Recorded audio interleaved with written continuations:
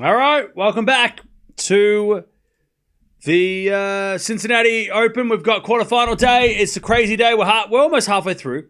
We're in the third of 5 matches. The first 2 matches, the first match was disappointing because Kalinskaya wasn't able to compete as well as we hoped. The second match wasn't an epic, but it was still very interesting. Learned a lot from that match. We got a lot of takeaways from that match with Raducanu dominating against Sabalenka. Maybe we find out why Sabalenka wasn't looking her fiery self today. Maybe there was a reason. Maybe there wasn't a reason. Maybe it was just she was playing someone who could not be beat. And now we have Rublev taking on Alcaraz. Now they've played 4 times. It's 3-1 in favor of Alcaraz. They played at Wimbledon. Rublev won the first set, but then Alcaraz just kind of got through in 4. Rublev's only win against Alcaraz was in Madrid last year, but Alcaraz did get injured during that match, which may have helped Rublev get the win. They also played the ATP Finals last year. It was straight sets. They played the ATP Finals last 2 years, both straight sets Alcaraz, so on hard court. So they're the only 2 hard court matches. Straight sets wins Alcaraz. So look, Alcaraz should win. We haven't watched Rublev lately, so I'm not sure what he's doing, how he's feeling. But Alcaraz has had strange moments this week. I think Alcaraz is not going to do that. I don't think he's going to have a siesta today. I think Alcaraz is going to... This is one of those matches where Alcaraz is probably going to be switched on from the start to the finish. Rublev's going to have to play well to beat Alcaraz. I don't think Alcaraz is going to give away this match. Unless something happens, But it's one of those matches where I think Alcaraz is like, all right, I can't muck around today. There's no easy points today. I'm not going to mess about. So I could see Alcaraz winning this one straightforward, and Rublev's going to have to lift. So it's all about Rublev. Let's see what he can do. Let's see if he can rise to this challenge. But I'm excited. It's a big day. Best matches are still yet to come, though. We started with, best matches still coming up tonight. The night matches are going to be epic. I'm excited, especially Shelton-Zverev. Shelton-Zverev in America, that's going to be crazy. That's going to be crazy atmosphere. All right. Rublev walks out first. Packed crowd, by the way. We love that. Love that it is a big crowd out there as well. On a Friday afternoon.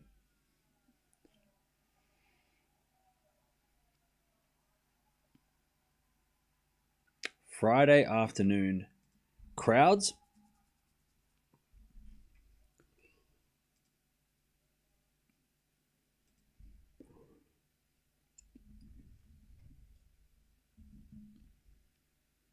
Good play, Rublev.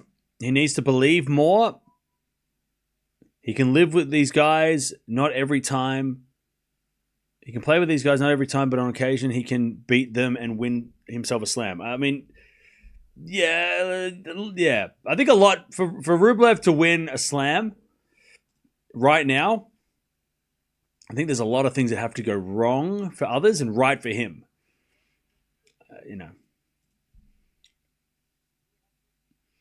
I think he needs to avoid certain players, but also play some ridiculous tennis. So yeah. Schedule's out, yes! And I don't have to wake up at midnight. Yes! I get 4 hours sleep. Woo! Let's go! First match tomorrow, Sinner versus Atman, which was I think we expected. And then the night session will be the matches the players that win today. So tomorrow night is probably the better of the 2 matches. But yeah, I'm excited that I get to get 3 hours sleep extra. I don't have to wake up at 12:30 a.m. Am I shocked? Are you shocked that Sabalenka lost? No. No? I mean, I'm more impressed by Rybakina. Much more impressed. Impressed by how Rybakina played. That's the Rybakina that we all want to see. Like, you know, that's the Rybakina that we all whenever people talk about Rybakina, that's who we judge her against herself, right? When we judge her against herself.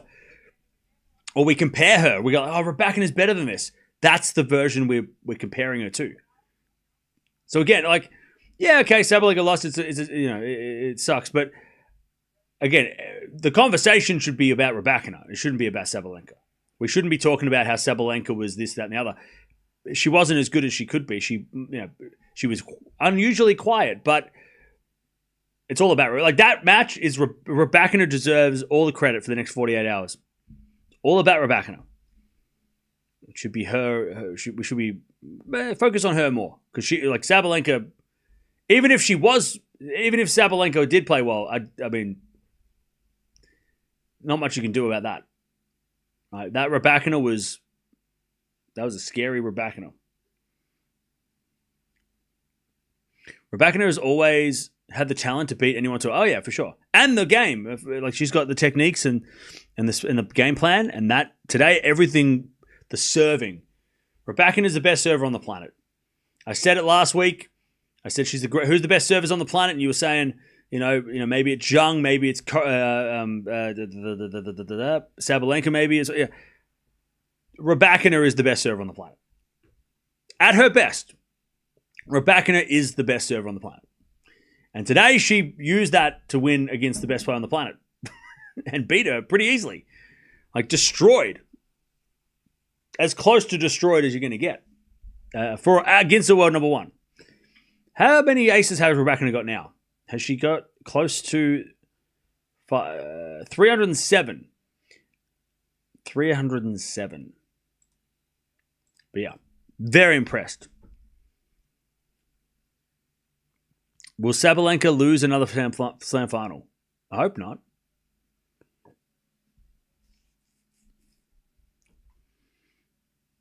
Wide serve on this court and these conditions, so effective. Oh, yeah. Yeah, she hit a lot of aces out wide, especially like when she was down break points. Her serve came to the rescue, which was fun.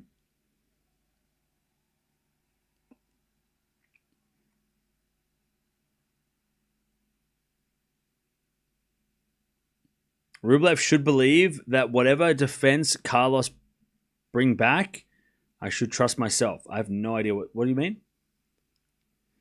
What are you saying? I didn't get it. Well, Rublev's got to win the first set. Or, and I don't think this will happen today, or if he loses the first set badly, hope that Alcaraz is going to have a sleep. Alcaraz is already like laughing his ass off. I mean, this is like scary that Alcaraz is in a quarterfinal of a big tournament against a guy who's very dangerous, and he's laughing in the warm-up. Laughing, Chad. He's laughing. He's having fun in a serious situation. Crazy. Anyways, this man is laughing. He's so relaxed that he's having a fun in the warm-up. Let him have his moment. No! No fun. Is that not even allowed? I don't know. It's allowed. It's just like so crazy. It's just it's just so man. It's just that's like if you're playing somebody. If I'm Rublev and I saw Alcaraz laughing in the warm up and having a fun, like giggling, I would be concerned because I'm like, well, hang on a second. What, are you not nervous? You're not worried a little bit about my game against yours? Like that is such a mental warfare. Like that already. Like if your opponent's like, I got this. I'm just having fun. I'm already thinking, wait, what do you know that I don't? Why are you laughing? I'm nervous. I'm crying inside. What's up? That's just like mean. That's just mean. You're not serious at all? You're not taking this match serious? Jesus. What am I? You're really that confident? Scary. Anyways, let's see if Alcaraz is happy when we start playing. Let's see what happens. Oh, pardon me. Let's see if Rublev can compete against Alcaraz. That's the question, right? We all know that Alcaraz is going to do what he does. But let's see if Rublev can rise to the level of Alcaraz, because that has been a problem in all their matches. The only match that Rublev won was when Alcaraz had the arm injury last year. And if you watch Alcaraz documentary on Netflix, you'll notice, and maybe it's fancy editing, so maybe watch the match instead, because sometimes documentaries, they make, they're obviously got to make things interesting. So go watch that. Maybe go watch the match again. But in the documentary, and in the match, the point where Alcaraz got injured was the point where Rublev was able to come back and win. So there's definitely a correlation between injury and the level dropping from Alcaraz. Because Alcaraz won the first set. Second set, everything went backwards. So let's see if Rublev has to win the first set. And he's serving first. By the way, Rublev, underrated serve. Speaking of great serving, he is an underrated great server. As he serves an ace out wide. Chat, I love it when players make me look smart. I love it. I love it. I'm a genius.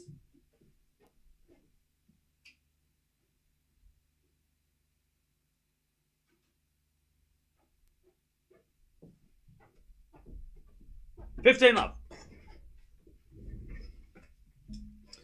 as Rublev serves again. Into the body of Alcaraz. Alcaraz in the net in the return. 30 love. 30 love.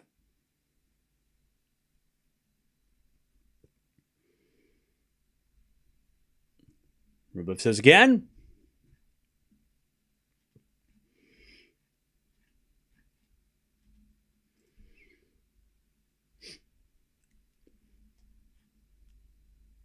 Serve again. Going to fault second serve.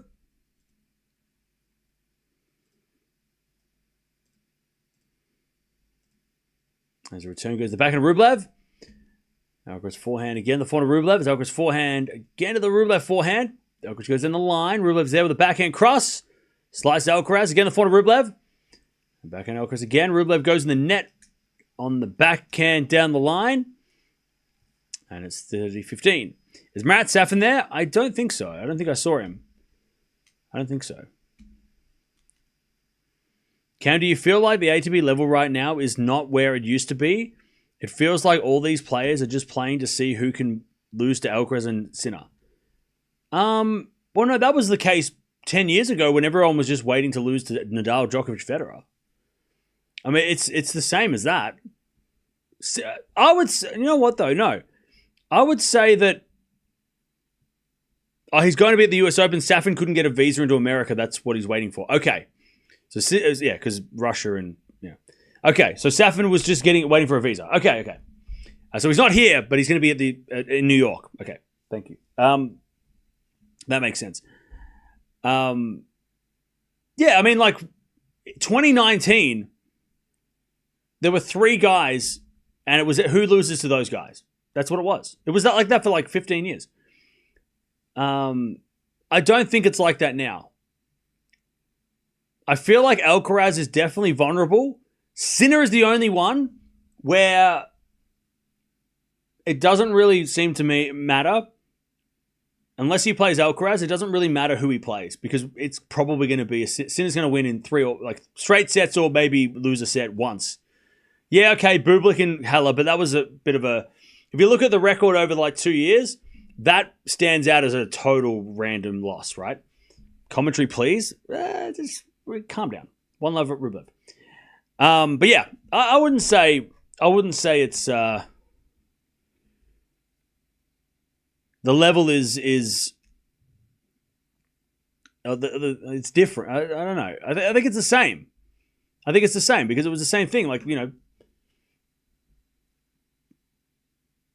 again, I keep comparing this era with mid 2000s, Federer, Nadal. Like, Nadal wasn't in the 2000s, except for clay, Nadal was not unbeatable, right? On grass, you could beat Nadal on grass. You could still beat Nadal on hard courts before 2008, right? So like 2006, 2005, this is even 2007. Federer was like untouchable. It was hard. He couldn't go near that guy. He only lost to Nadal on clay. And Sinner's kind of that guy where he doesn't lose to anybody except for Alcaraz, right? Alcaraz is the only guy. So there's only one guy in the competition that can consistently trouble him, just like Federer and Nadal back in 2000s. But then everything changed, right? I mean, maybe it might take a couple of years, but then you're going to get, there's guys like Draper that trouble Alcaraz. There's guys like Rune who can trouble both if he gets to those matches, right? Djokovic is still there, right? Zverev can do things when he's playing well. Shelton's starting to become something. Like Fritz is there. Fritz was a couple of points away from getting to a 5-setter on the grass against Alcaraz, right? In the semis. So that, again, that's why I keep on like going back to, 2005, 2006. We got one guy who is better than everybody and only one other guy who can consistently trouble him. But then we got a bunch of other guys who are still trying to match that level. Like Sinner's taken it to the whole new level. Or maybe not a whole new level, but he's risen, he's levels above everybody else. I don't think he's better than the best players we've ever seen, right? I don't think Sinner's better than 2015 Nole, right? I don't think he's that high level. He hasn't raised the level of tennis that we've never seen before. I just think he's levels above everybody else right now, which makes him look better than anybody else, right? I still don't think he's the best player we've ever seen, right? We've seen Djokovic and Nadal and Federer play ridiculous high level, right? But yeah, it kind of just feels like there's one guy who's levels ahead, and then there's one guy who troubles him, and then everybody else. Because Alcaraz has his moments. He loses sets randomly to people that we don't know, we don't expect. Similar to Nadal. Nadal had that issue too. He would lose matches unexpectedly, or he would lose sets to players where he'd struggle against players we didn't think he would. With Federer, he never struggled against people that we thought. He'd only lose matches randomly. I'm like, maybe he'll lose in like Indian Wells or Miami in a first or second round once every other year in those 2000s. That's where Sinner's at. It feels like that's the best way I can compare the two. We're in that sort of, and then look what happened in 2008, 2009. Other players started to become. Well, we got a Del Potro, we got Djokovic, we got Murray. They all started to become a thing, and then we got Stan, we got Cilic winning a slam. So there's players will rise. But right now it's Sinner's tour. Alcaraz is definitely there too, and everybody else. You've got to play as well as those guys, right? Anyways, 40-30. As a return goes out by Rublev, and it's 1-1.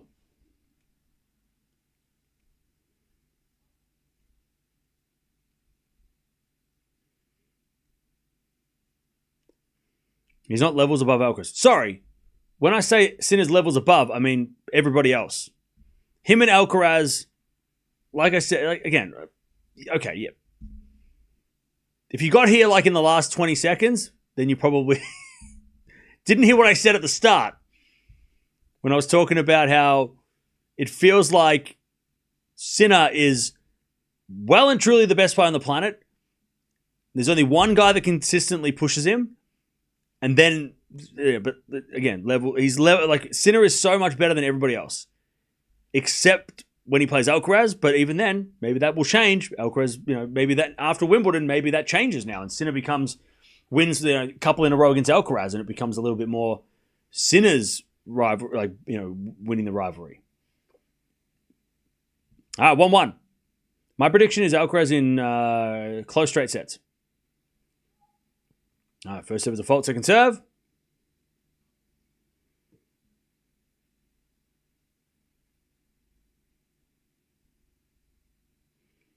Love 15. Rublev hit it out.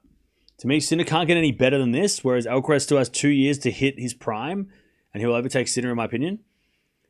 Yeah, but you think that, but Sinner hasn't been forced to level up yet.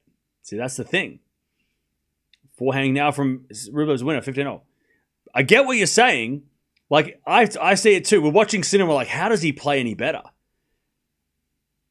Because like 2 years ago or 3 years ago, Sinner's body was a problem. We're like, man, if he could figure out his fitness, he's going to be dangerous. Then he figured that out. But like, I'm looking at Sinner going, man, what he's got. Yeah, okay, you can always get better at like the net, or you can, but his game is so good right now. It's hard to see it's hard to see where he could improve, and it's hard to see how he could get better because we don't see any weakness, right? But he improved his net game. That's something that he didn't really come to the net that much. He was sort of that baseline guy. And then over the last year or so, he's gotten better at the net because he knows that, and the coaches know that in order to be competitive, you have to be good at the net as well now. You have to have volleys. You have to, his smash, his overhead smash, it can be questionable. He does have that he does miss overhead smashes sometimes. But so did Djokovic, and he's still the greatest of all time. So, I mean, you hit an overhead smash once or twice a match, right? Like, maybe. Maybe you get 5 overhead smashes in a match. Depends on how aggressive you come to the net, right? So, it's like, do you really need an overhead smash? As long as you can hit them in, 70% of the time, it's fine. As that goes out by Rublev, it's 30-0. But you're right. But the thing is, Sinner will only be forced to get better if others get better. Right? So, like, yeah, Alcaraz can push Sinner. So there's obviously a one-on-one, like, okay, how do I play? What game can I play against this guy? And Sinner, I know everyone's like, oh, well, Alcaraz dominates that rivalry. Not really. Go look at the rivalry and look how many close matches Sinner lost. Like, Sinner was like 1 point away in multiple matches. And if he had won those matches, then you would say Sinner dominates Alcaraz and Sinner can't be beat, right? He wins the French Open, or if he wins that US Open a couple of years ago, Alcaraz has 2 less slams and maybe Sinner has 2 more. So, the rivalry is a little weird with Alcaraz Sinner because it looks like Alcaraz is the better. He's more clutch when they play, but it's not like one-sided. As we're backing out from Rublev, that goes wide. Alcaraz too strong, 30-40. Only Alcaraz can break the confidence of Sinner. Well, yeah. That's also, the only man that Sinner fears is Alcaraz. But the thing is, we know what Alcaraz can improve on. We know that he's still a work in progress, right?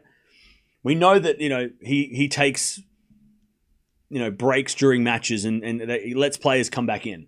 If he sorts that out, then he's going to get better. And is that going to be better than Sinner's best? Like, is his game at, when he doesn't take those siestas and, and he's fit and healthy and is he better than Sinner? Because if he is, then Sinner's going to have to figure out how to get better than that, right? And they're going to push each other, just like the GOATs did. Volley from Alcaraz is too good. All right, 2-1. And he's going to have to feel, we saw it with Nadal, Federer. We saw it with Djokovic. We saw it with Murray. But, the best part is that, like, Sinner could get better, but he's going to have, like, people are going to have to make him get better. And Alcaraz tries to make Sinner, pushes Sinner to be better because he has to be. But then wait until, maybe Shelton, maybe Draper, maybe Runa, maybe someone we don't know. Menchik, maybe. Feast. Maybe someone there figures out, like, well, if I do this against Jannik Sinner, it's effective. And then Rublev's losing his mind at the umpire, by the way.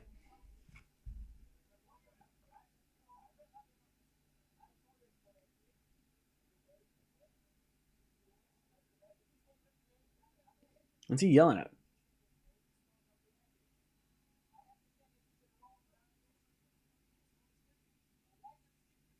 I have no idea what Rublev's yelling about. He's questioning one of the calls of the umpire. I don't know what he's complaining about though. He's questioning Mohammadiani's umpiring on something. What is it? The time clock? Is it the time clock for him or is it the time clock for Alcaraz? Is he saying it for Alcaraz on his serve? Is he saying talking about the time clock on his serve or Alcaraz's serve? Because we know Alcaraz and the time clock have a weird, tense friendship. He was saying 10 seconds. I just assume it has something to do with it. Okay. The shot clock. But was he talking about him or was he talking about on Alcaraz's side? It's probably on his side because he served twice already. I mean, look, all the players, well, most players that don't play quick, they want to take time between points. They hate the fact that the shot clock doesn't get paused as much anymore. So maybe it has something to do with that. I'm not sure what he was mad about. I only got halfway through the conversation. All right. Anyways, Alcaraz got the break. 2-1.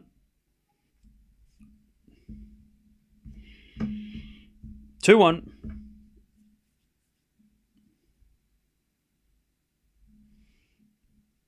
As a backhand return from Rublev. Goes long. 15-love. Alcaraz is a tactic and player magician. He only needs to be consistent. Well, that's the scary thing, right? Is that if Alcaraz plays that level and is consistent with it, how do you beat that guy? Like Alcaraz could be, and I think he's already been, I know Federer's seen as the most complete player ever. But like, and I don't think Alcaraz will be, again, I don't want people to think I'm comparing Alcaraz and Federer, and I don't want people to think that I think that Alcaraz is going to win 27 slams or 28 million slams. I just want you to just don't take it to that point. But if Alcaraz gets more consistent, tell me, and he plays his best, and he plays at that level that he plays, his highest level, what is Alcaraz's weakness at that point? Because I don't know. Because he's got literally every shot in the book, and he plays every shot in the book aggressive and real. Like how does he? Like what is his weakness at that point? If he doesn't have those lapses in concentration, what does he have? What else does he need to do? Because that's crazy. Like that guy does it. Like that guy's got every shot. He's already got every shot. His forehand's great. His serve's getting better. His serve's getting bigger. His backhand's solid. He can hit it down the line, cross court. He can lob. He's got a great net game, which is always, 10 years ago was not really needed. But, Federer had it and we loved it, but nobody else really came to the net that much. This time you do, and he's the reason why. He's made volleys popular again. Drop shot's insane. His tactics are crazy because he's always thinking 2 shots ahead. He doesn't do a drop shot to hit a winner. He does a drop shot to hit the lob to hit a winner, right? But then again, he can also hit passing shots. So if you come to the net, you might get lobbed, but also you might get passed with a backhand down the line. Yeah. He's super quick, can get everything back, right? So he's got that Djokovic flexibility about him, and Rafa's speed. If we want to compare, he's got that in him. If he was 6'4" and still quick, you'd probably say he's the best. He could be the best of all time. Like the way Cam's glazing, bro. Why are you hating? 15-love. As that goes out by Alcaraz and it's 30-love.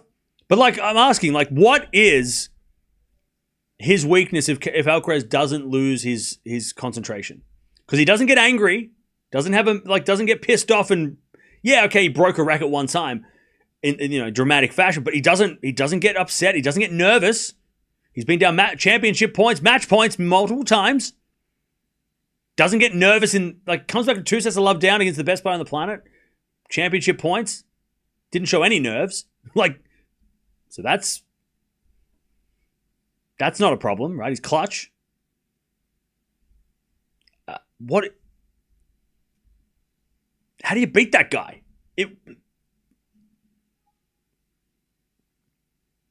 40 love.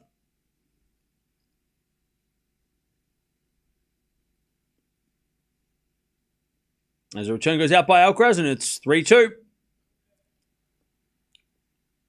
Sometimes injury or easy plays for granted. Well, that's the thing. I mean, if he starts having doing what Sinner does, when Sinner plays against a weaker opponent and he just slaughters them, right? We saw it in the first and the third. We saw it even against FAA, right? Who's not a weak opponent. If Alcaraz starts to do that, you know, and not yeah, like, you know, play ease, like play lesser against crazy opponent, like easy opponents on paper, like that killer, like that real ruthlessness. Not a killer instinct, he's got that, but if he's ruthless, again, we're still getting a massive conversation. Rublev's explaining about the time clock, I'm pretty sure now.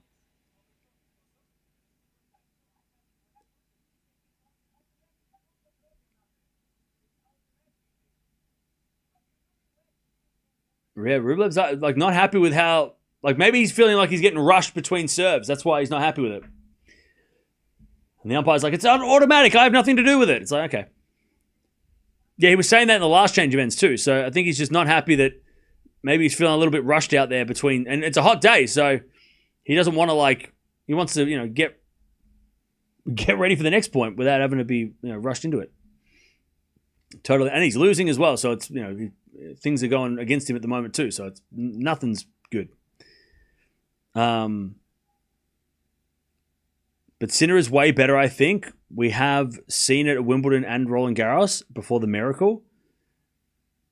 Yeah, right now, Sinner's level is insane. Only Alcaraz can compete against Sinner right now. But we also know there's a lot more things that Alcaraz could improve on that Sinner, like, we're just talking about, because somebody said, what could Sinner improve on, right? That's how we got here. Like, what has Sinner got to do to be better? And we're like, well, shit, we're not saying that he can't get any better, but right now, Sinner can't do anything wrong. Only one guy can beat him, and that's the guy that has every shot in the book, right? Not everybody can do what Alcaraz does. But we know that Alcaraz can get better.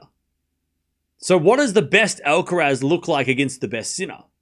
That's what will be interesting. Because then that'll force, if Sinner, let's say the best Alcaraz, let's say prime Alcaraz is better than prime Sinner, then prime Sinner will have to figure out why that is and then work on the things that prime Alcaraz exposes in Sinner. And then he'll get better. And then Alcaraz will have to, you know, that's what happens. That's how these rivalries work. It's not like just one player maybe Serena and Sharapova, one player runs away and never comes back. But look at Chris Evert versus Navratilova. Look at Sampras Agassi. Look at Federer Nadal, right? Look at Djokovic Nadal. You know, one player gets up and then the other player and then the next player. Yeah, okay, Federer lost a lot on clay, right? He never could beat Rafa on clay consistently. That was his biggest issue with Rafa. But he did beat Rafa on clay a few times, or at least when nobody thought he could. And he did beat Rafa on other surfaces, so there was still like that. And we're going to see that. These guys are going to make each other better and better. And then other guys are going to get better and hopefully push these guys too. And it would be, you know, that's what happens every era that happens. But we just don't know what Sinner's weakness is yet, besides playing Alcaraz. And it's exciting. We'll find out. 30-15.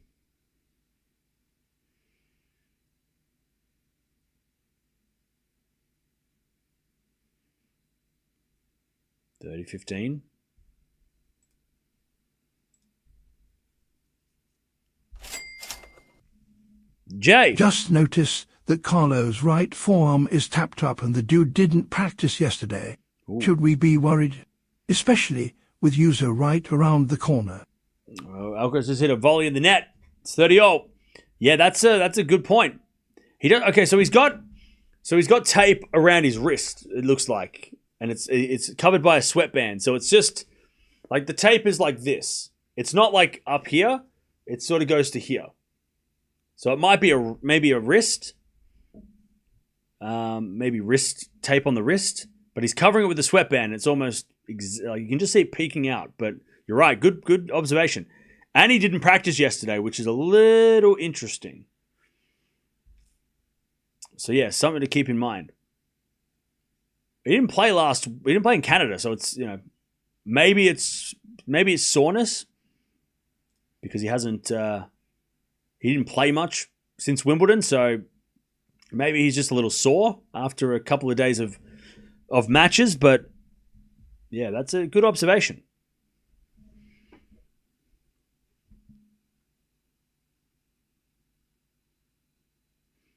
40-30. Alcaraz to go to 4-2 here as Rublev returns back into Alcaraz. Rublev forehand into the slice of Alcaraz. Rublev forehand goes in, but Alcaraz is there. Rublev with a volley goes wide. And Alcaraz 4-2. He holds. 4-2.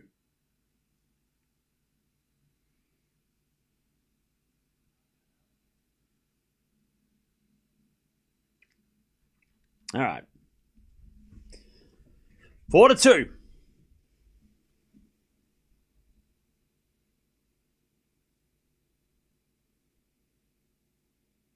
As Rublev hits a good serve, but Alcaraz gets it back. Then Alcaraz back and goes long.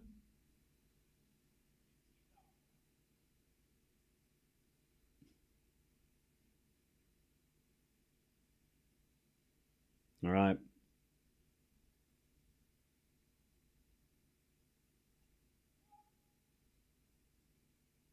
A bit of fault, second serve.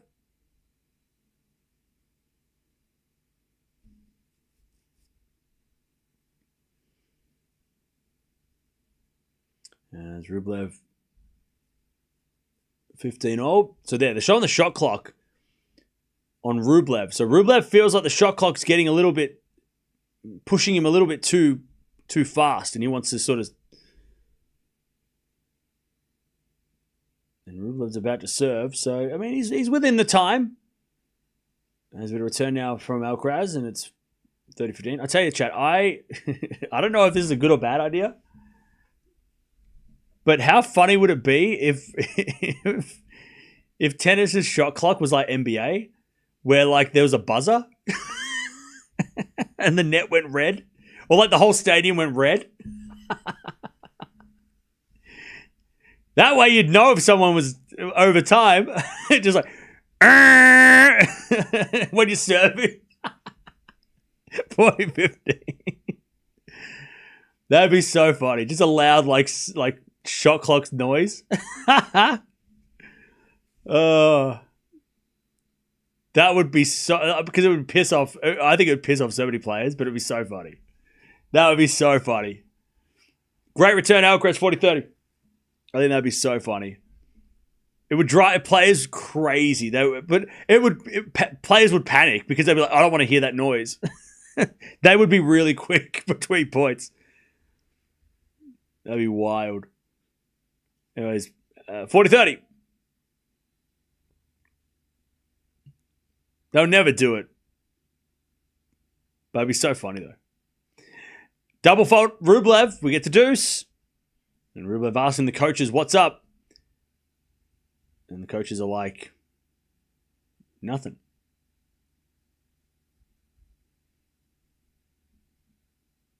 All right, shot clock is... I tell you, it feels like it is going pretty quick. Rublev does... And it does feel like... Because the ball kids are now giving out the towel, there is no pausing the clock for the towel. Because remember how... As Rublev hits a great serve advantage... Remember how, COVID times, or in the last, 5 years, majority, it's only been recent that the ball kids are now giving the towels back.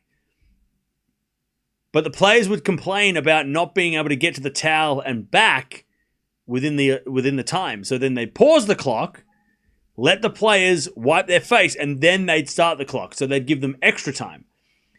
Whereas now, that's gone. because the ball kids are giving the towels back. As the return goes to forehand of Rublev. Into the slice. Alcaraz goes wide. It's 4-3.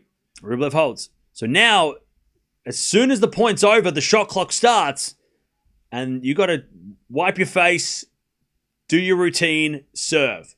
So there's no waiting for this to happen. Like, there's none of that anymore. So that's why some players are getting really frustrated, because they were so used to it being one way, and now they're feeling like they're getting rushed because their routines are different, because now they can't use I have to walk over there to get that thing and then come back. Like, they don't have that excuse anymore. So the players are getting pushed. Alcaraz, Rublev today, we've seen a lot of players not happy. But then again, just think, if you played for the most part, if your best years were starting in 2020, like Rublev's, you're so used to it being one way, and now they've changed it, so now it feels even quicker,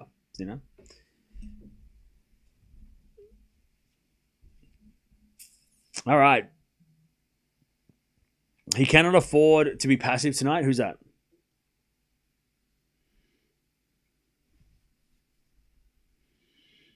Who are you referring to?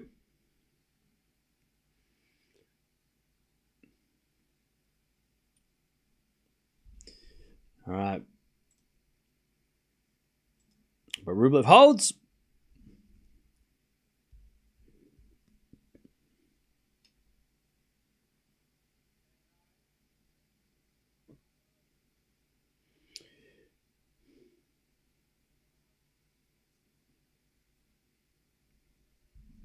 All right. Players do seem to go to the towel every point. Baseball has a pitch clock, and they enforce it. Well, yeah. And also, look, it's obviously hot today, so they're going to have to use the towels more because they're sweating. Yeah. All right, Alcaraz with the break, 4-3.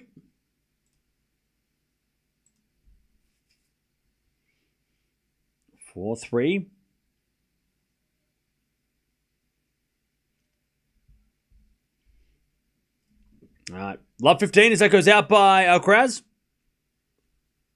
Love 15.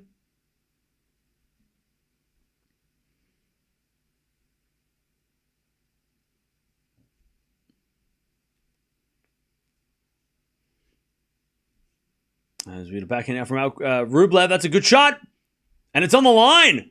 Lovely from Rublev. Love 30. Beautiful lob. Love 30. Chance for Rublev to break back. Love 30.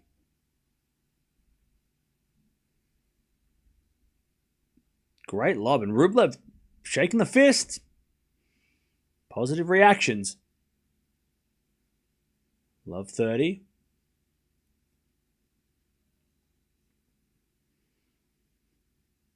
As with a forehand in the net there from Rublev. 15-30. 15-30.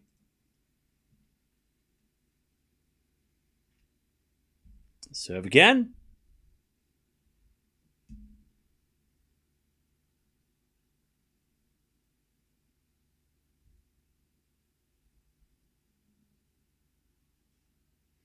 Default from Alcaraz. Second serve.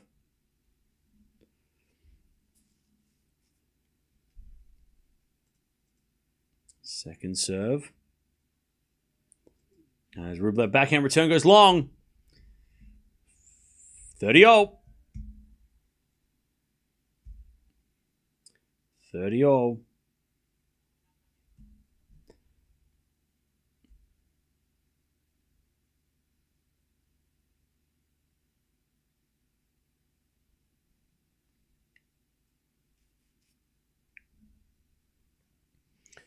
As the return goes in the net by the Rublev return, and it's 40-30. Nice serving Alcaraz from love 30 down. Clutch again.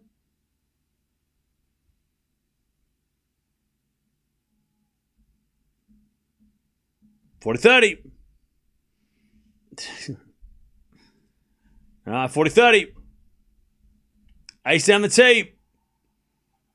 When did Alcaraz's serve become so good?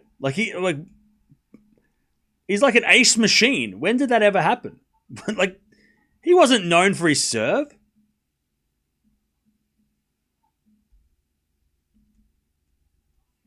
Anyway, it's 5-3. Rublev serving to stay in the set.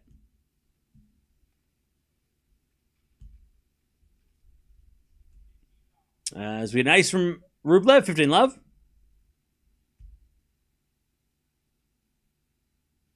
Because I think before this year, a lot of people would say, yeah, his serve is vulnerable. But I don't think you can say that this year. I think Rublev, Alcaraz's serve this year is not a weakness. Yeah, double faults, okay. But I don't think his first serve is not attackable. Maybe not as attackable as it was. He's hit 265 aces, which puts him just behind Djokovic in ace count for the year, which is impressive. He has played more matches than Djokovic, but yeah, he's about 50 on the number of aces this year, 50 in the world on ace count. But that doesn't explain, like that doesn't talk about how many points he's won on his first serve, you know? First serve percentage this year, let me have a look compared to last year. This was 2024. My bad. Sorry. I messed up. Hang on. So this year, Alcaraz has hit 311. So he's already hit more aces than he did the entire season last year. And that's from 54 matches. So he's equal with Draper on aces this year. He's ahead of Hurkacz, but Hurkacz hasn't played. But still, he's ahead. So yeah, he's 17th on the leaderboard for aces this year, Alcaraz, which is much better than last year. So last year for the season, he hit 265. He's already hit 311 this year. 2023, he hit 302. So he's this might be the most aces in a season he's ever had. And he's got 2 set points right now. 15-40. Rublev serves into the forehand of Alcaraz. Great return. Rublev gets it back. Alcaraz comes to the net. Rublev puts up a lob. And Alcaraz with a smash. Puts it away. I tell you, Chad, even though Alcaraz was laughing in the warm-up, he's serious now. He looks angry now. 6-3. First set in the bag. Rublev's going off the court. Alcaraz looks serious now. Yeah, great serving. And what about his first serve points won? Alcaraz is on 73%, which is very good as well. What about service games won? Service games won. He's 6th with 86% of service games won for the year. All right, that's it, by the way. 7 winners, 13 errors. Rublev, 6 winners, 8 errors from Alcaraz. Last year, Alcaraz on the service games won was 85%, so about the same. What was his first serve points won last year? Because it feels like he's beefed up his first serve. 73% first serve points won last year, and he's at 73 now. Okay. What about second serve points won? Maybe the second serve's the reason. He doesn't seem to get... I mean, he seems to have a better kick serve and stuff now. Alcaraz last year was 57%. He was the second most behind Sinner, and he's second most behind Sinner. By the way, Sinner's second serve this year has improved a lot more. He's at 60%, which last year was at 57%, but that's not Alcaraz. So I don't know. I mean, the stats don't... Besides the aces, he's hitting more aces. It might not be the power of his serve. It might be the placement. That more aces doesn't mean more power. Because if he had more power, he would probably miss more serves. But his first serve percentage is still high. He's still serving a lot of first serves in. So it might be just the placement of his serve. He's maybe going for a little bit more of a Federer approach, where it's more about, it's less about, John Isner power, and it's more about Federer placement, where, Federer's got the third most aces all time, and it's not because he's the strongest player, strongest server of all time. So maybe that's what it is. It's the placement. His placement's gotten a lot better. So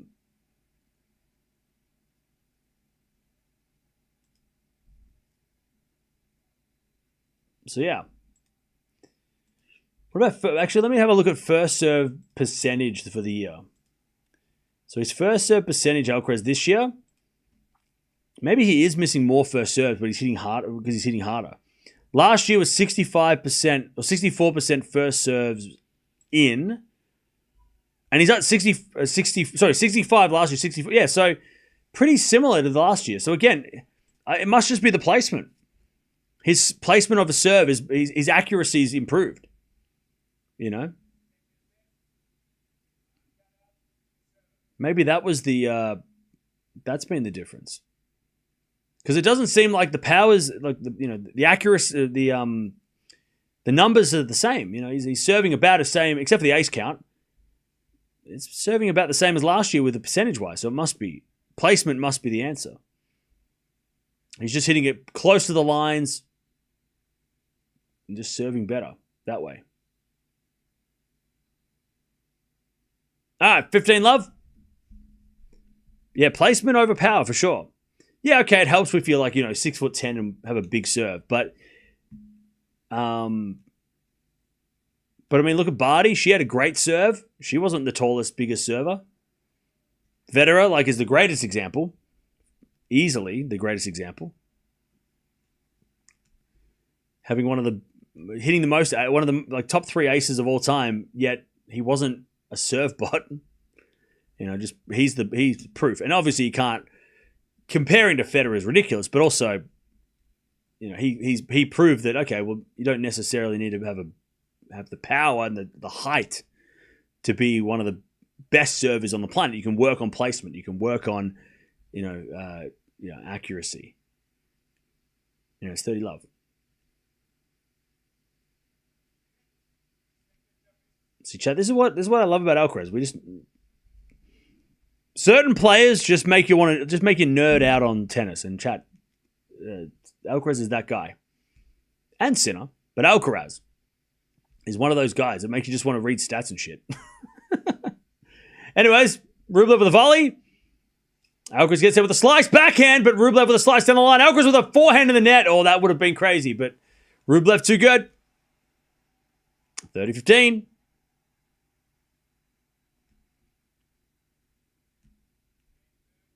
$30-15.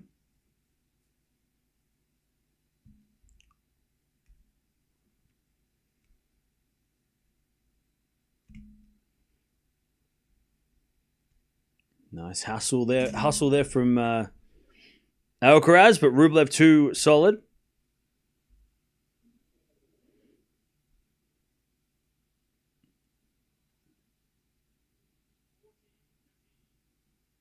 Ah, 40-15. Nice serve again.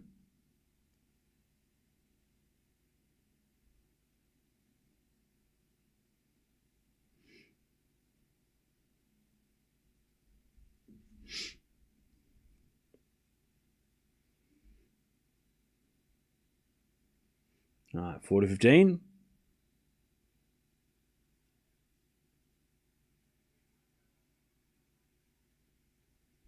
All right. Alcaraz holds. 1 love in the second. 1 love in the second.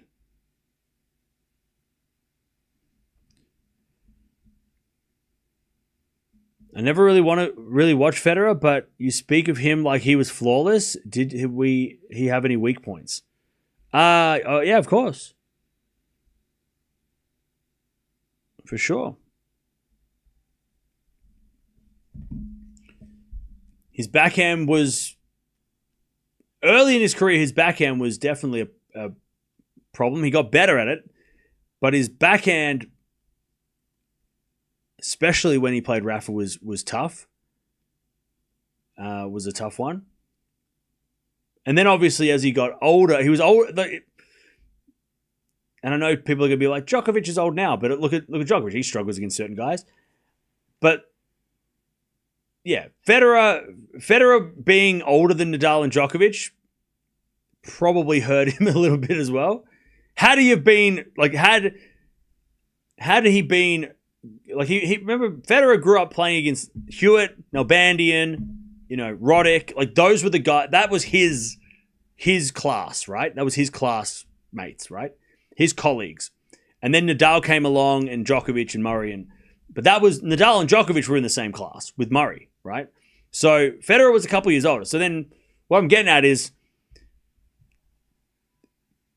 Federer was great, was flawless, besides that, Rafa on clay.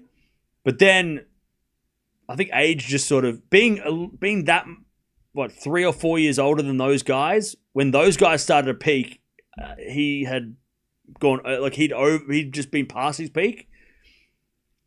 When Djokovic started peaking in 2010, 2011, 2012, right? That's when Djokovic started to rise. And that's when Rafa was, 2010 Rafa, right? 2008 to 2000, whatever. Federer was sort of struggling because he'd maybe past his prime. So it's weird. I'm not using that as an excuse for him, but I think he was a little bit unlucky with that. The timing of that. Yeah, maybe he got lucky with the timing at, that he got to play before Nadal and Djokovic came along, but also it did hurt him on the other end of things. He got there earlier than them, so he got a head start, but also he wasn't able to, 2015, those, the mid 2010s before he won those last couple at the end of the 2010s. Maybe he was just a little bit past his prime when Djokovic and Nadal were peaking, But again, Federer, it's very hard to fault Federer. I think having a one-handed backhand may be his only fault. If he had a two-handed backhand, I don't know. How does that guy play? How does that guy look? He has a two-handed backhand. He won't have those high backhand Rafa problems.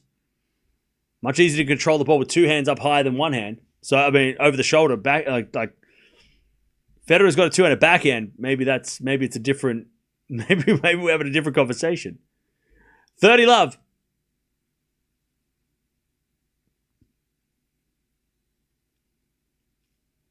As Alcaraz says, the fault second serve.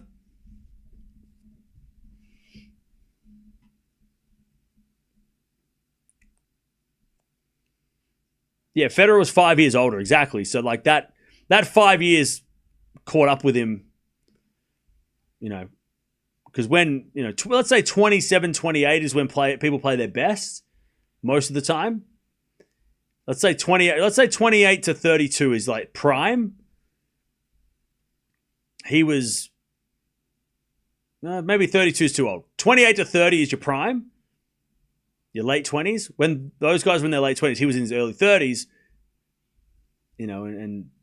But then when he was in his, when he was 28, 29, Djokovic wasn't really a factor when he was 23. He didn't win a slam between 20, when he was 22, he won a slam, or 21, but then he didn't. When did Djokovic win his first? 20? 21? And then he was 3 years without a slam. So, So Federer was in his prime when Djokovic hadn't really started yet. And then Djokovic got to his prime and Federer was over his prime. Again, I don't know it doesn't change anything, but. All right. 2-1 Alcaraz.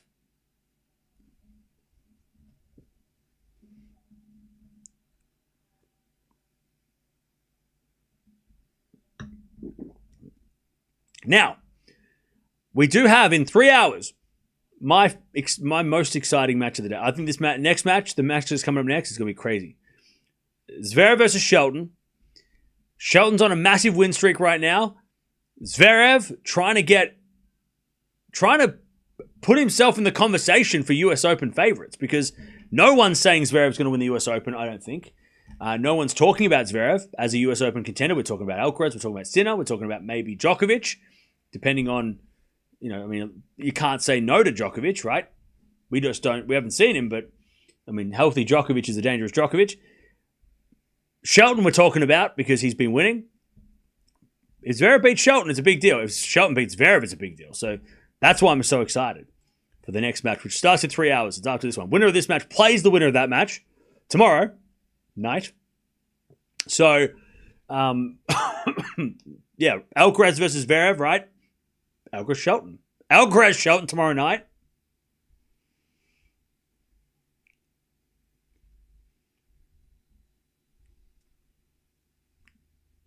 Just don't even get me started, right? Let's just wait, and then we'll talk about it. Wait. I don't even want to start talking about it. It's too exciting. Anyways, 15, love 15. Don't even get me started.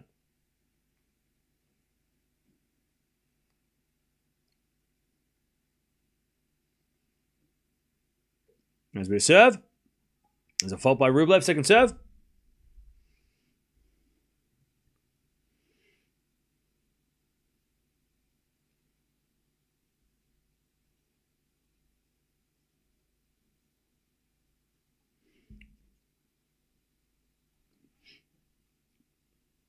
All right, as that goes out by Alcaraz, 15-0.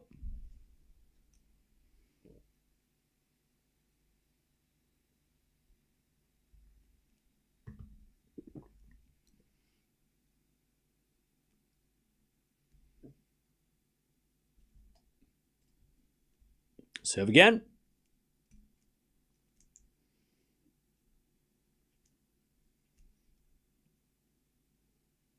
As the return goes out by Alcaraz, 30-15.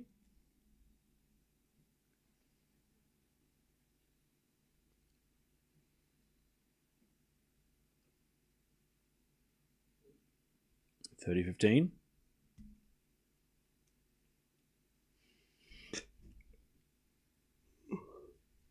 By the way, Chad, I found some crazy stuff at the thrift yesterday. 4-4 rally, as that goes wide by Alcaraz on the forehand, 40-15. Not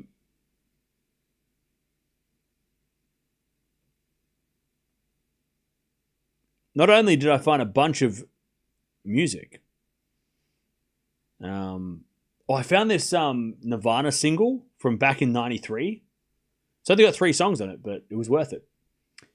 Because that stuff's crazy. Nirvana stuff's crazy hard to find. Backhand volley winner, Rublev, 2-0. I found a Nirvana, an original like '93 Nirvana like single for God, what's it called? I'll just find it. Hang on.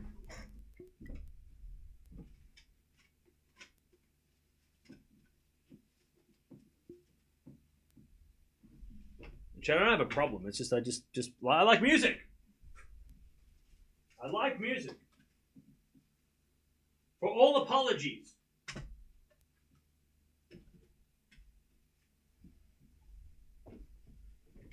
It's only got 3 songs on it.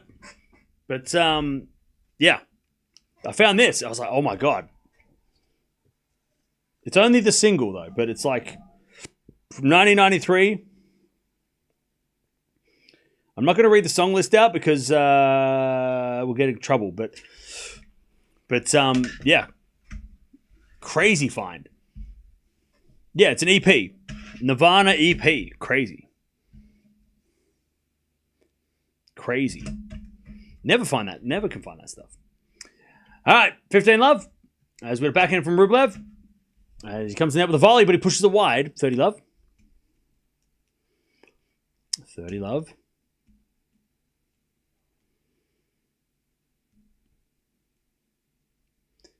30 love. And then chat. What I found was, because I've been trying to like fix this iPod, and hopefully I get the tools for it today so I can actually like work on it. But I also found my next project as a backhand winner from Rublev, 30-15. And this will be after the US Open. I found 6.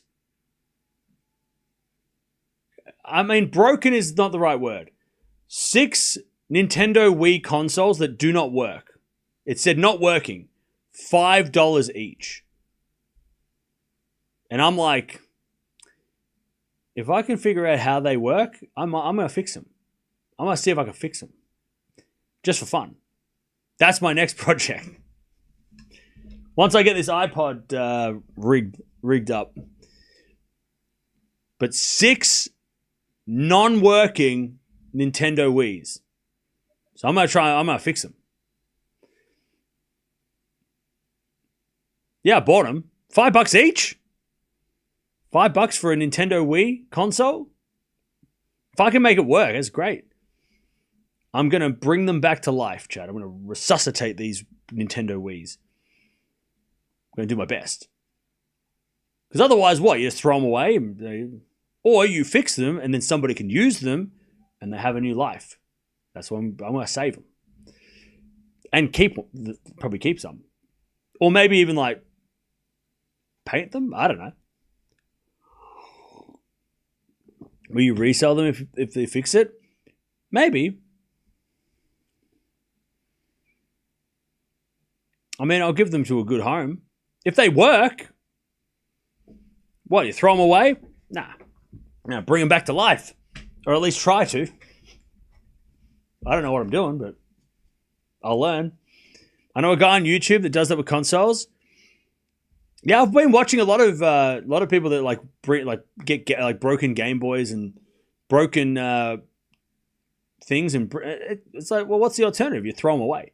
And look, if it doesn't work, if I can't fix them, then I'll give them to somebody who can, or I'll sell them to somebody who can, or whatever. If you fix them, send me one, maybe. So that's my next project. There's so much like, Google information how to fix it. Exactly. There's just so many like tutorials. There's so much stuff. So I'm like, okay, how hard can it be? If I find the problem, I'll fix the problem. This is my engineering arc.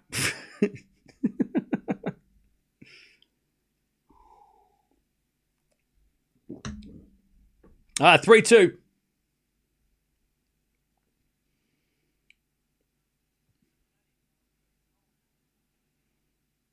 When would you have time? You're so busy. Well, after the US Open, there's not much going on. So after the US Open, I know how every year after the US Open, I know how the tennis season goes, and it gets very, very quiet. So it will be after the US Open when there's nothing to do, and I have nothing to do, and I can't go anywhere because I just can't go traveling. So I will try to fix 6 Nintendo Wii consoles. And then we'll watch the Labour Cup. All right, 30 love. Rublev trying to level here. So that was the fight of the day. I was so excited. At first I was like, do I get these? And then I was like, yes, I do. I Googled how to fix, is it hard to fix Nintendo Wiis? And most people were like, it's actually pretty simple to open it and fix it. I'm like, okay. Well, if the internet said it's easy, then I'm going to try. Has been a backhand winner from Rublev. 40 love. 40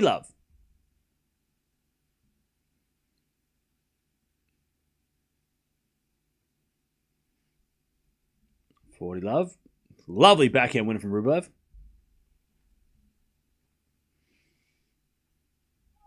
As he serves a fault this time. Second serve. Second serve. Now Rublev. Great serve. Alcaraz in the net on the return. All right. 3-all in the second.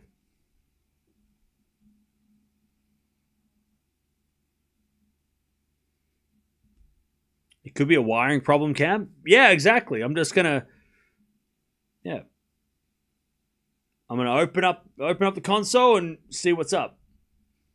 See what it's supposed to look like, and then see what doesn't look like.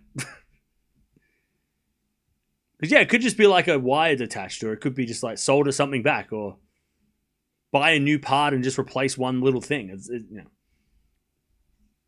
But people throw them out because they don't want to do that. But I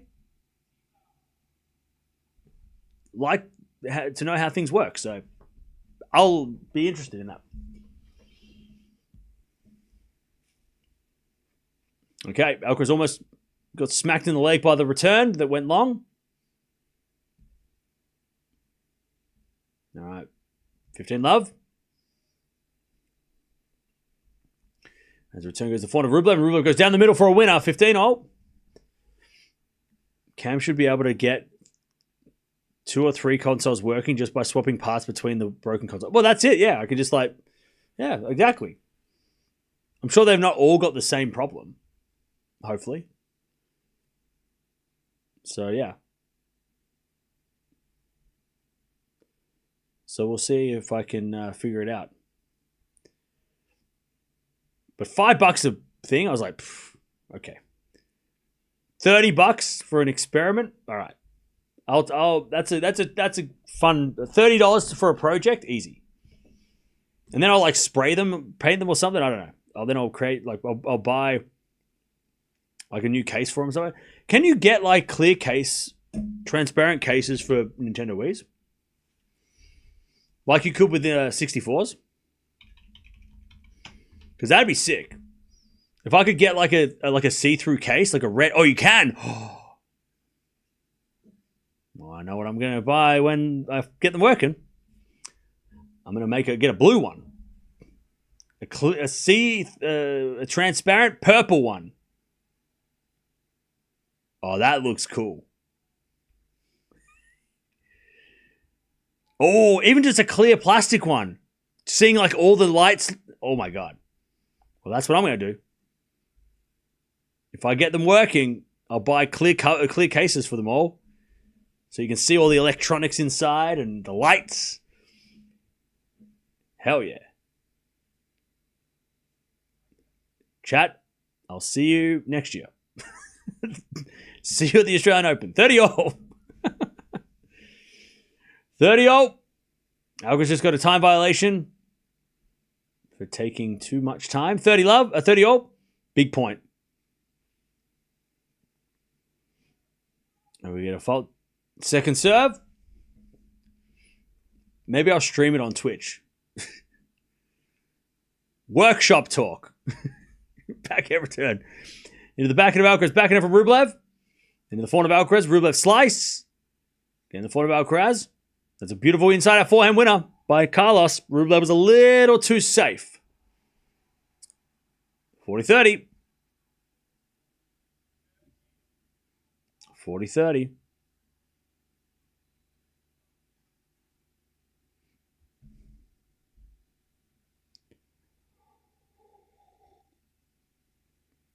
Just find a guy who does that stuff. Boring. I want to be the guy that does that stuff. That stuff's fun. Who doesn't like trying to build stuff? Most people, but I like it. All right, Deuce. Oh, don't worry. I'll be wearing protective glasses and gloves and a hazmat suit. Don't worry. I got this. All right, Deuce. As Alcaraz serves an ace.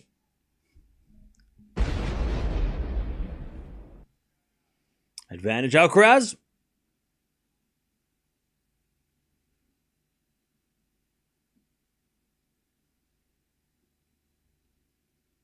Advantage Alcaraz.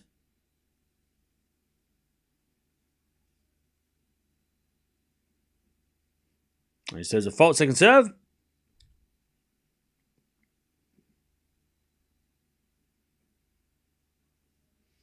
And the backhand return goes to forehand of Alcaraz. Backing out from Rublev. Alcaraz with a slice. Rublev, forehand inside out winner. Back to Deuce. This is a very important game for Rublev.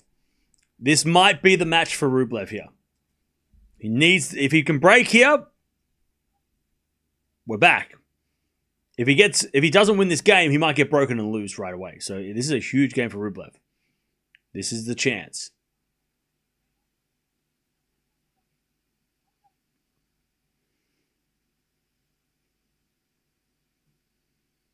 All right. Deuce. Now we got a fault from Alcaraz, second serve.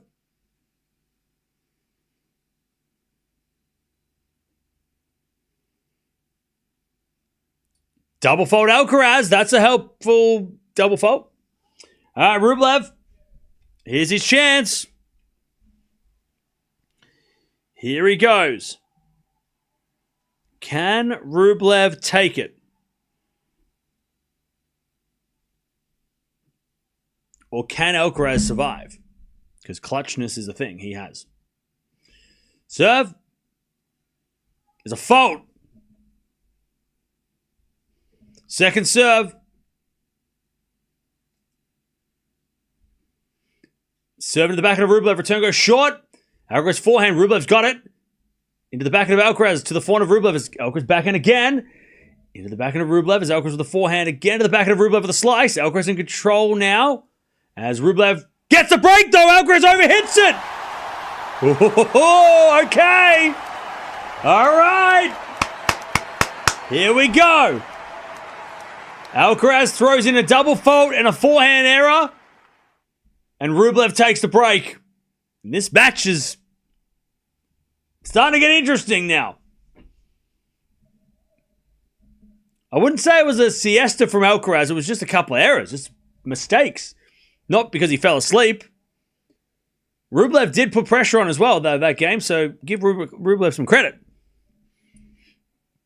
All right.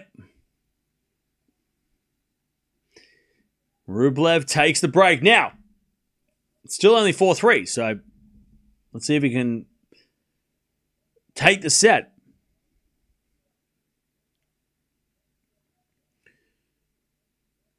But good from Rublev. He got a little bit fortunate though. We got to say that too. Got a little bit of error of fortune.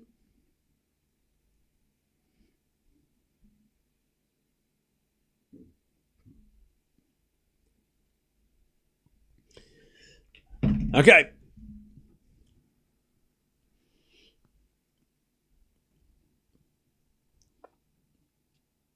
Rublev could still mess this up. Yeah, I know. We know that. I mean, Rublev could get broken straight away, and then we're back on serve, and nothing happened.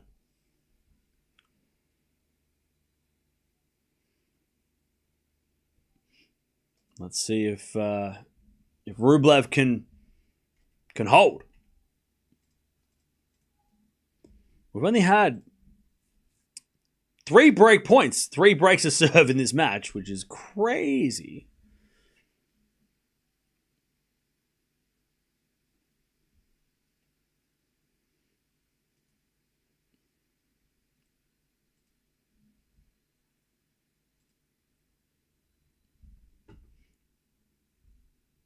All right. 4-3. Rublev serves. And the return goes in the backhand of Rublev. 4 now from Alcaraz. Into the forehand of Rublev. Rublev in the net. Love 15.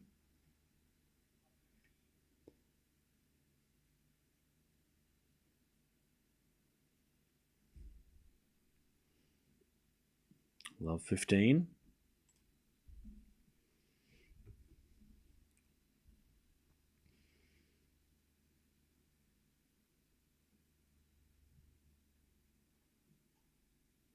As the return goes in the forehand of Rublev. Rublev puts it away.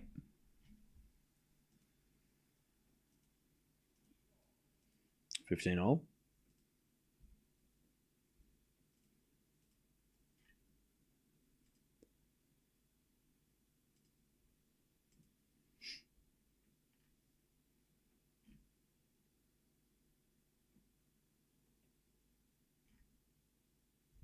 Serve again.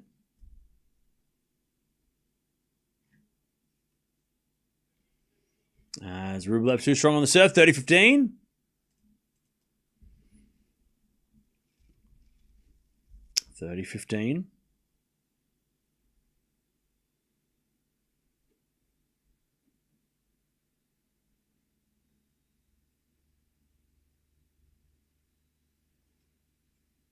As we default second serve.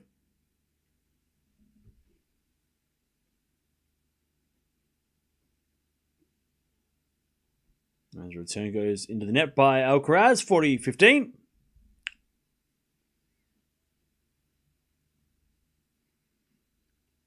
When does Andreeva play? She'll play the mixed doubles next week with Medvedev.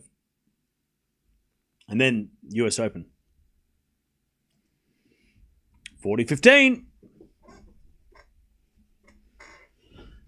Alcaraz returns out, and it's 5-3 Rublev in the second.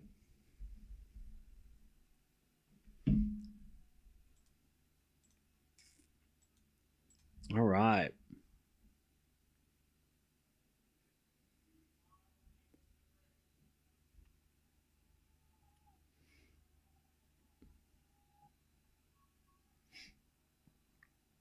Alcaraz serving to stay in the set.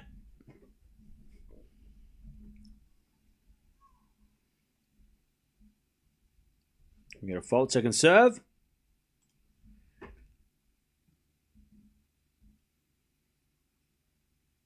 Second serve ace. 15 love.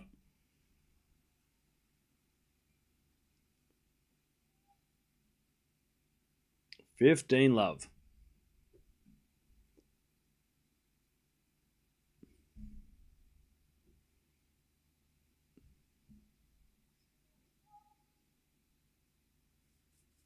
All right, first serve is a fault, second serve.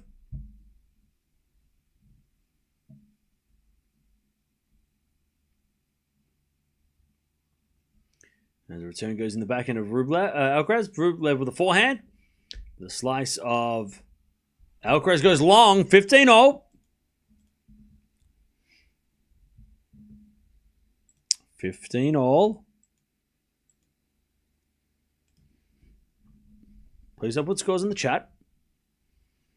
15-all.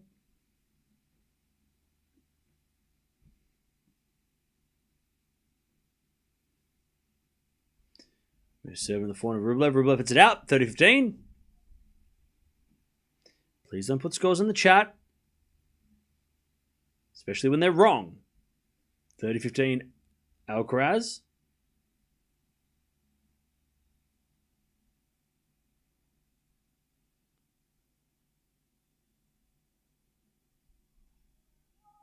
As with a fault second serve.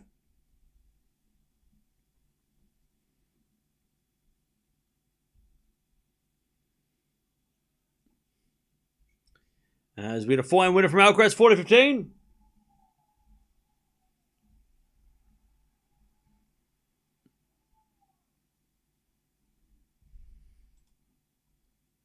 $40-15.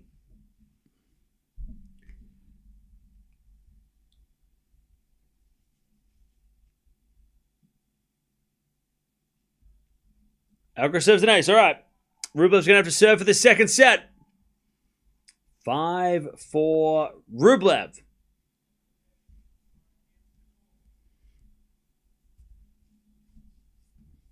Five, 4.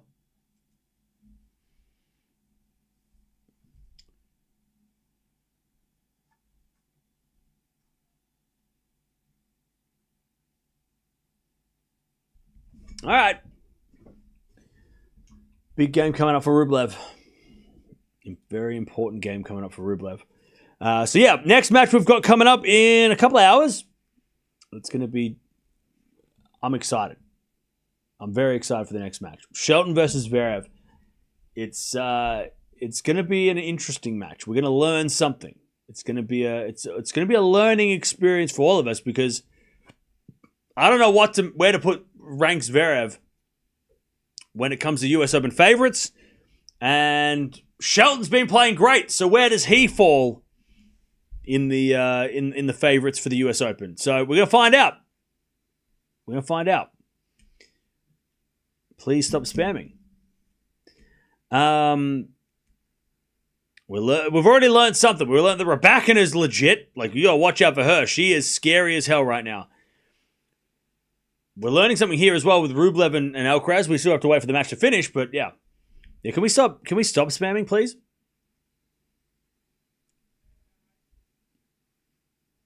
You're making me not want to go to Uzbekistan.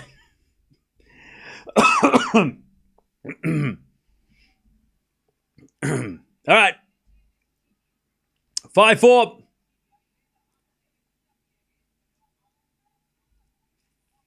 Rublev serving to take us to a third.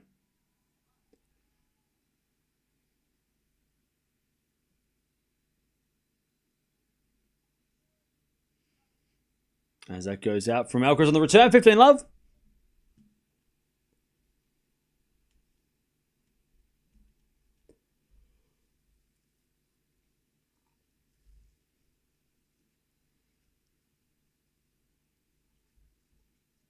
As the return goes to forehand of Rublev. And then Rublev's second forehand goes wide. 15-0. Cam, am I delusional to think both Sinner and Alcaraz could surpass 20 slams? A little bit. But that's okay. Sometimes a little delusion is okay. I mean, in 2010, did we think 3 players were going to get 20 plus slams? It was delusional back then, and look what happened. So, yeah. I mean, it's probably too early to say that, but I mean, you could be a little bit delusional at this point. It's all right. 30-15. I'd rather you be like that than somebody being here being like, this person never going to win everything ever again. They suck. It's like, okay. At least you're positive. There's more people that are like, Alcaraz will never win another slam, and then he wins the French Open. I'll never win the next one. I'd much rather more people be like, they're going to win 20. 30-15.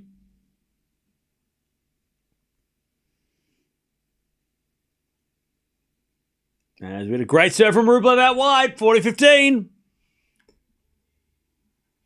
40-15. Rublev, 2 set points to take us to a third.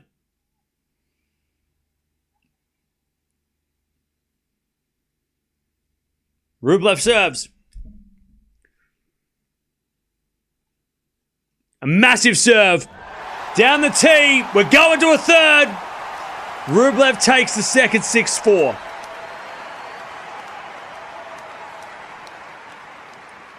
Just the one break. The one break point. The one breaker serve in that set. And it was a deuce point where it was a double fault involved. And Alcaraz, he was a little charitable in that second set with the break. The break came off errors, but Rublev played great. 11 winners, only 4 errors Rublev. He cleaned it up. Alcaraz, 11 winners, 11 errors, 1 double fault, and that was the double fault that set up the break. But very good set by Rublev. Great serving too. Good recovery after the first set where Alcaraz was looking pretty good. He didn't look like he was going to be bothered that much. All right, we're going 3.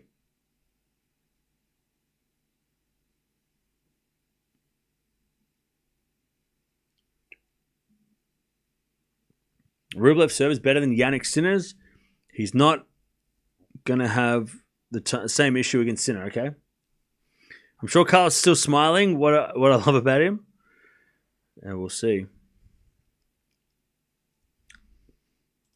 We will see.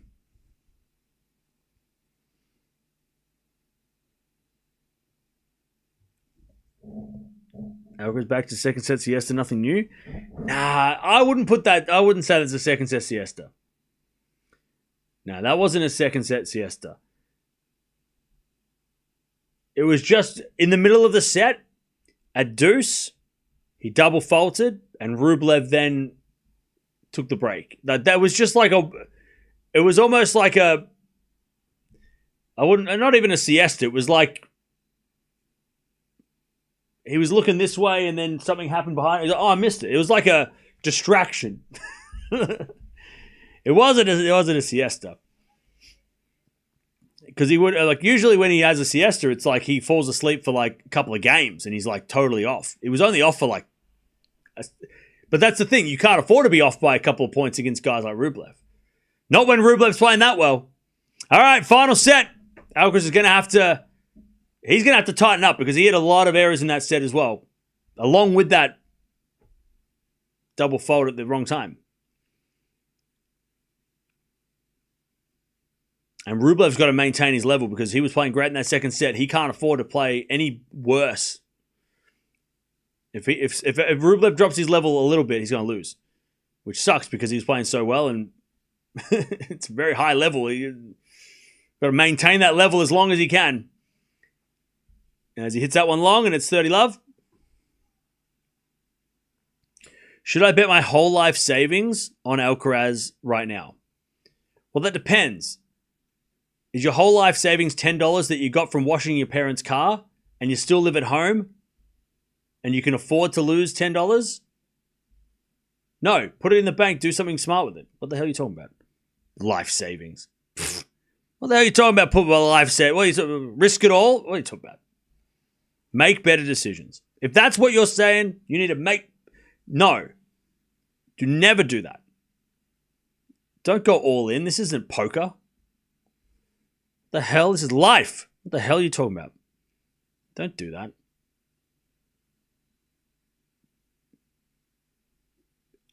Just use it. Just be smarter.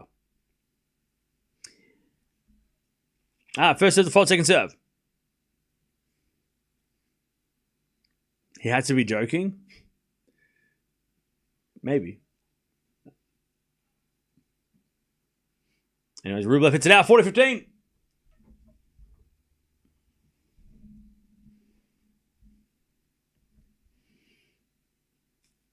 $40-15.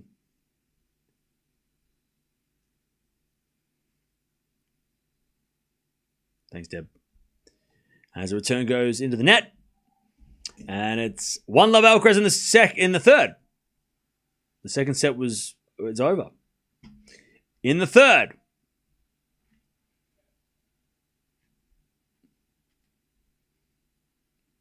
All right. Here we go. Let's see if Rublev can stay at that level not so much that level, more can he stay at that and not produce as many errors. That was a noise. By the way, someone in the crowd needs some water. It's a hot day out there.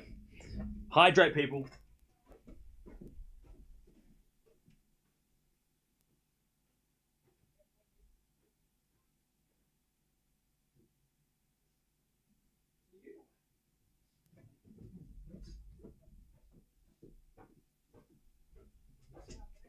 I found a puppy. What's up? Hey. Hey. Hey. Hey. Hey. Hurry. Someone in the crowd's just needing some assistance. Hey. Hey. Hurry.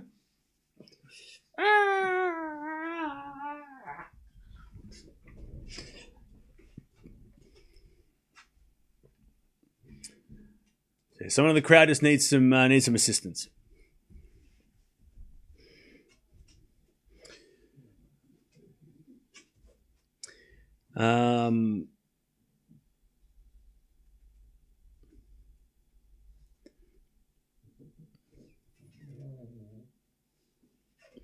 All right. They're also giving them an umbrella. Yeah, someone in the crowd's just struggling at the moment with the extreme heat and sitting in the direct sunlight. Never smart. That's why I never leave the house.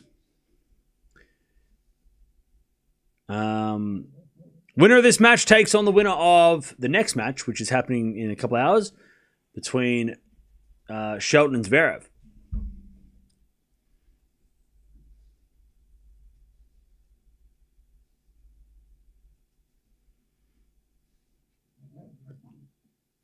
Do you let Mia make predictions? No, she hates tennis. She doesn't like tennis. She gets bored. If I knew that before I got her, I still would have got her.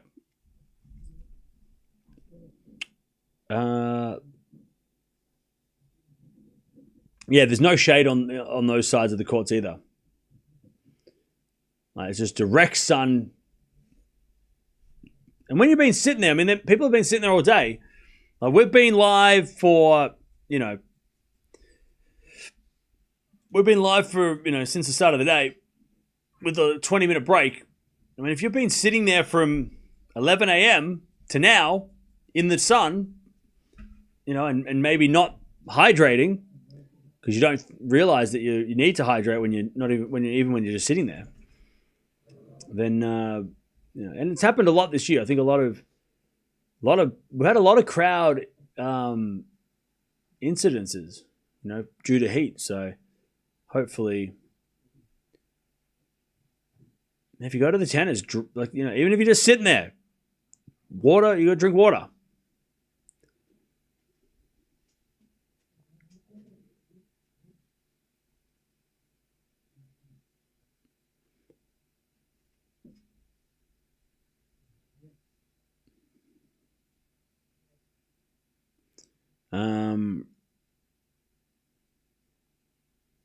It's been crazy hot. Also, some people like their alcohol. Well, yeah, I mean, that doesn't help.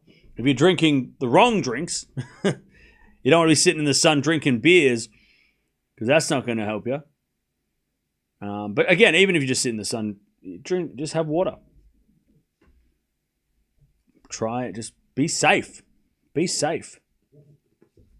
Be safe out there.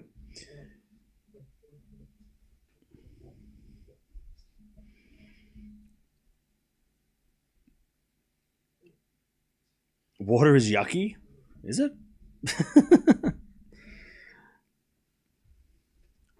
Water is yummy. If you think water is yummy, then your walls are beige. I mean,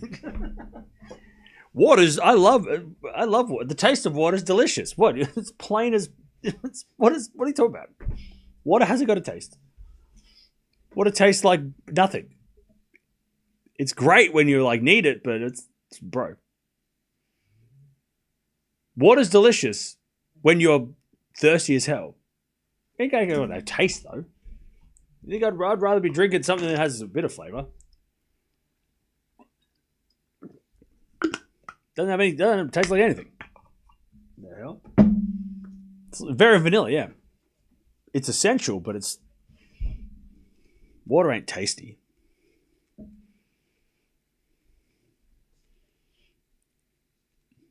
Coffee's tasty.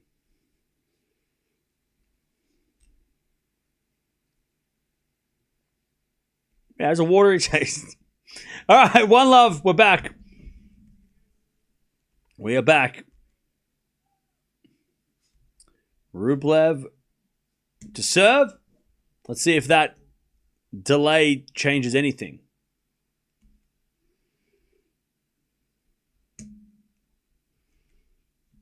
As that goes the net from Alcaraz on the return. 15 love.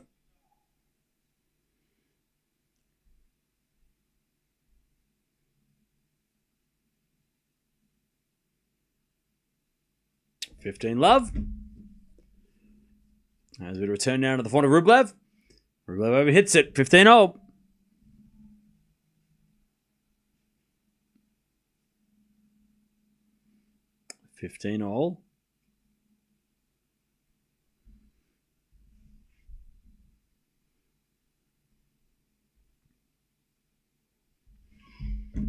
We had a fault second serve.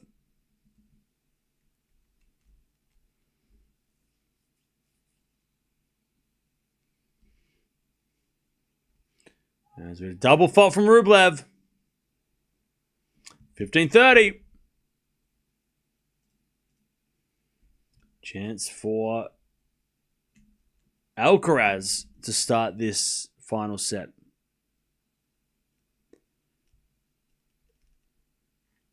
$15.30.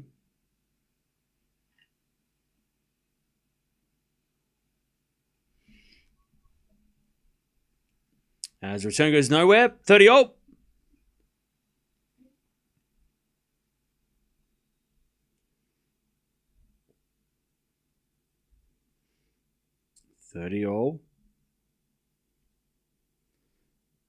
Serve again from Rublev.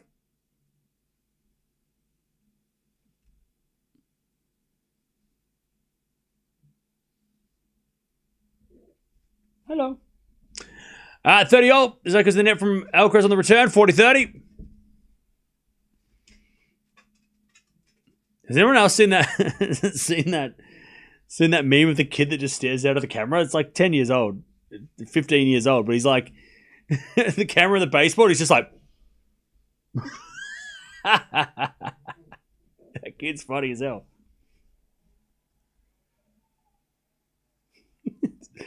Rublev holds 1-0.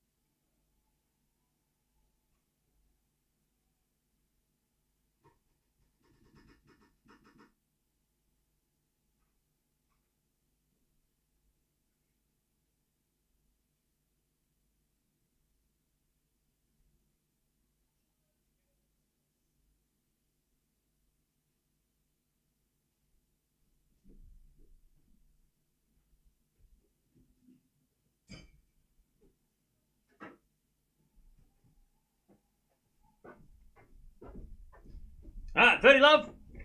Alcaraz with an ace. 30 love.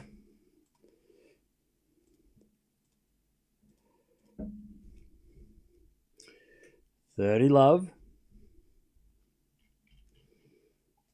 As a return. Oh, what a volley by Alcaraz, but it's long. Serve and volley, just missed the volley. 30-15.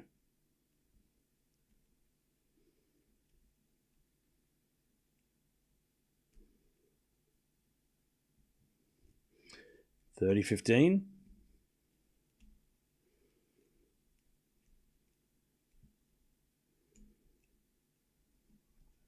Seven in the back end of Rublev. Return goes to front of Alcaraz. Alcaraz in the net. 30 all. I thought Ken went to Uzbekistan. That's what I was. Yeah. I was looking for my passport. 30 all.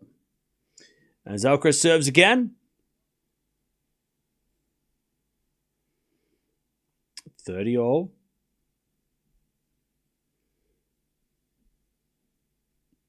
Serve is a fault. Second serve.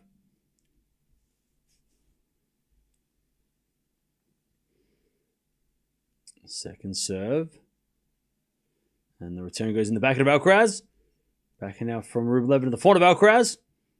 Into the slice of Rublev. Alcaraz forehand again. Into the slice of Rublev as Alcaraz with the forehand down the line. Rublev with the pass. Alcaraz with the volley. Too good. 40-30. Great volley. 40-30 to stay in front in the final set. 40-30.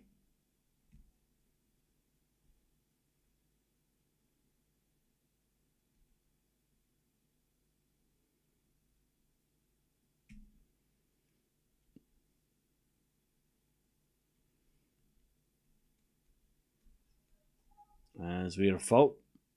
Second serve.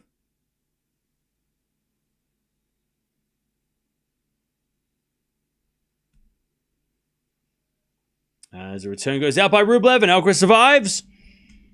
He stays in the lead.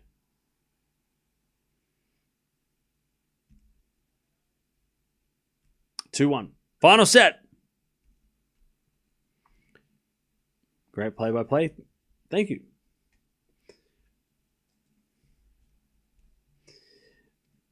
Okay.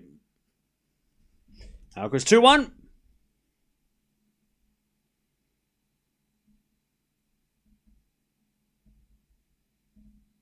Two-one.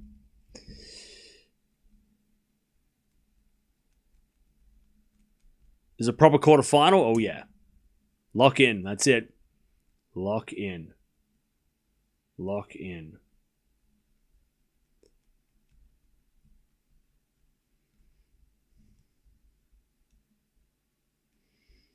All right. Since Carlos lost to Sinner at Wimbledon, he has not been the same. He's played like two matches. I don't think we can blame this. Say this is because he lost at Wimbledon. Way too early to blame Wimbledon loss for this. You got to at least have if he loses early US Open, then yeah, it's too soon to blame Wimbledon. It's too soon. Too soon. If he loses early US Open and he loses this match and he has some unusual losses in a row, yeah, it's all Sinner's fault. Well, that's just stupid. That's not correct. That's incorrect. You just want an excuse to blame Sinner. He didn't. Leave him alone.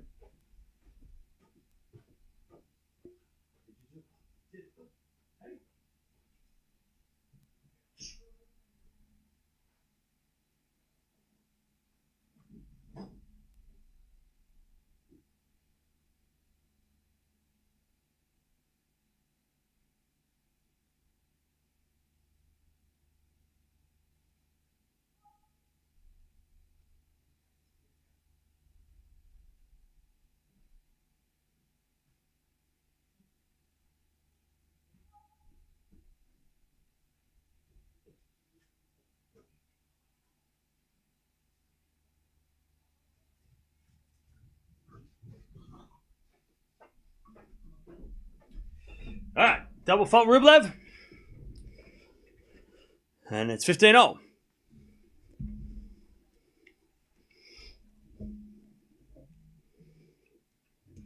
Is going to serve out wide the forehand of Alcaraz. Return goes forehand of Rublev, who hits it down the middle.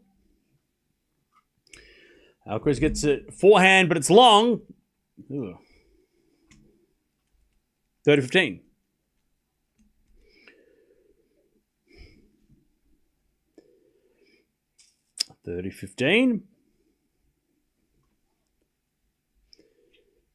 Rublev serves again.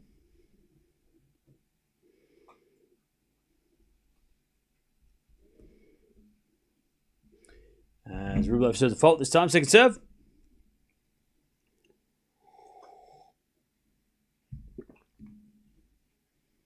As the return goes back into Rublev. Alcaraz with the forehand on the stretch. Rublev gets it back. But then Alcaraz goes down the line for a win-up. And Rublev got a racket to it, but no chance coming back. 30-0. Chance for Alcaraz to break here. 30-0.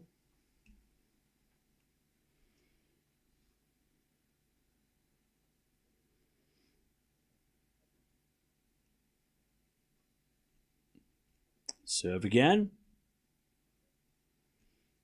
Is a let.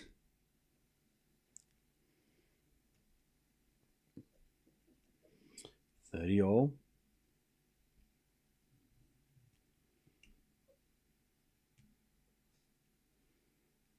Seven to the forehand of Alcaraz. Into the backhand of Rublev. Alcaraz backhand. Into the forehand of Rublev. As Alcaraz forehand on the stretch. Off the tape and wide. Rublev gets a little lucky. 40-30. 40-30.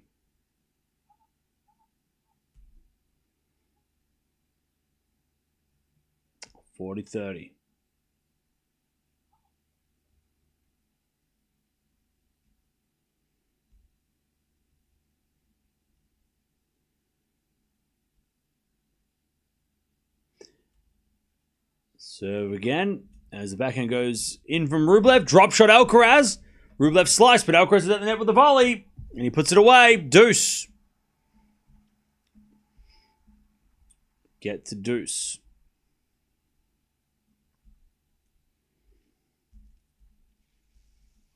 All right, we get to deuce.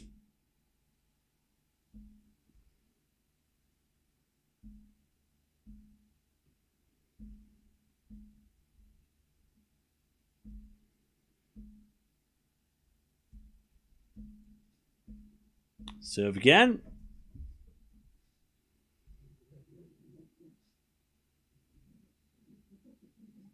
Into the backhand of Alcaraz. Forehand from Rublev.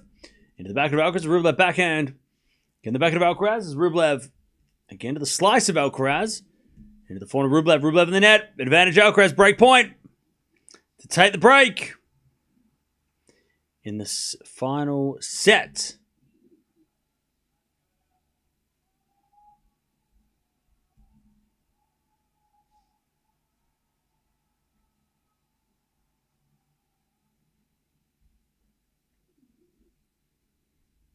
Okay.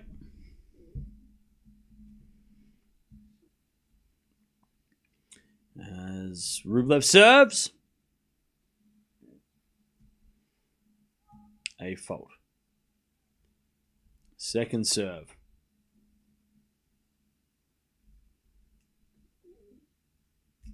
As the return goes into the forehand of Rublev. Alcaraz forehand in the net.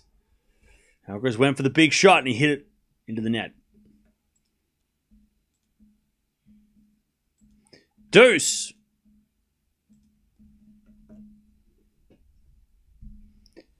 All right, deuce.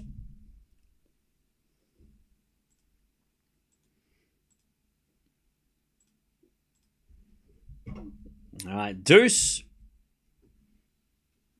As Rublev serves again.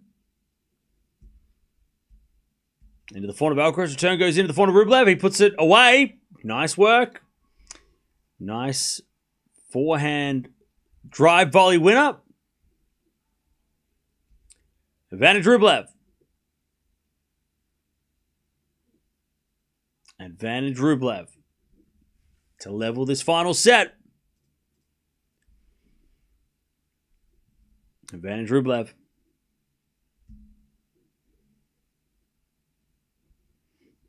I'm going to fault second serve.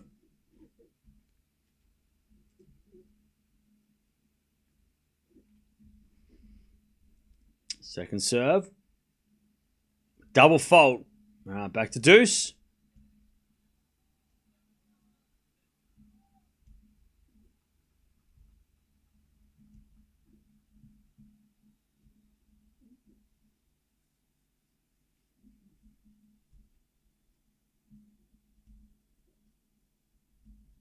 All right, back to deuce.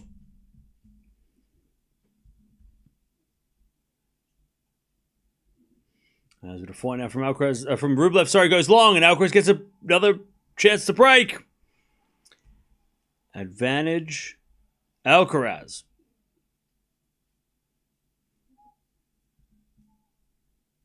Advantage Alcaraz.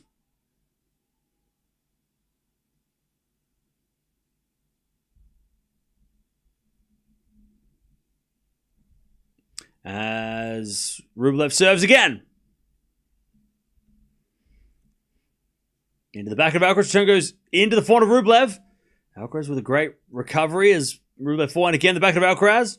Into the backhand of Rublev. Alcaraz forehand. Into the backhand of Rublev as Alcaraz backhand. Into the nets. Back to deuce. These are very important games. Back to deuce.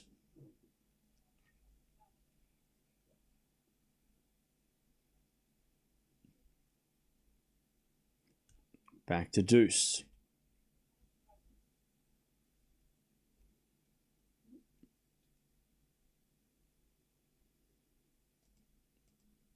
As Rublev serves. Into the back of Alcaraz. Rublev back in down the line. Alcaraz gets on the stretch. Rublev goes down the line. It goes in and Alcaraz puts it up into the sky. Rublev comes to the net though with a volley. Alcaraz with a passing shot. It's a lob. But it's too short. And Rublev volleys it away. Advantage Rublev. I thought Alcaraz was going to rip that for a winner, but he went for a lob and Rublev was there.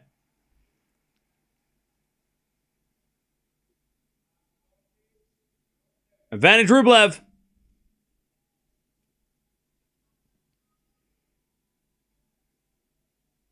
Advantage Rublev.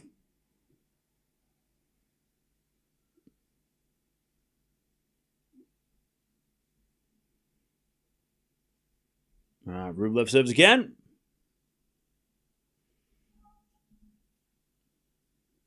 And it's a fault. Second serve.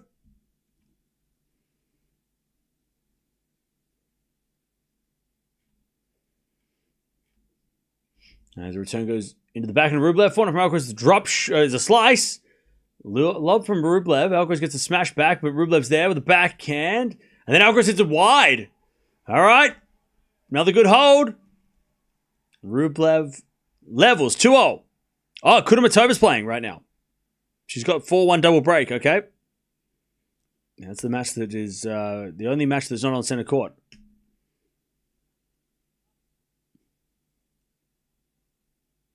Can you explain a half volley? Yes. Let me show you on the thing.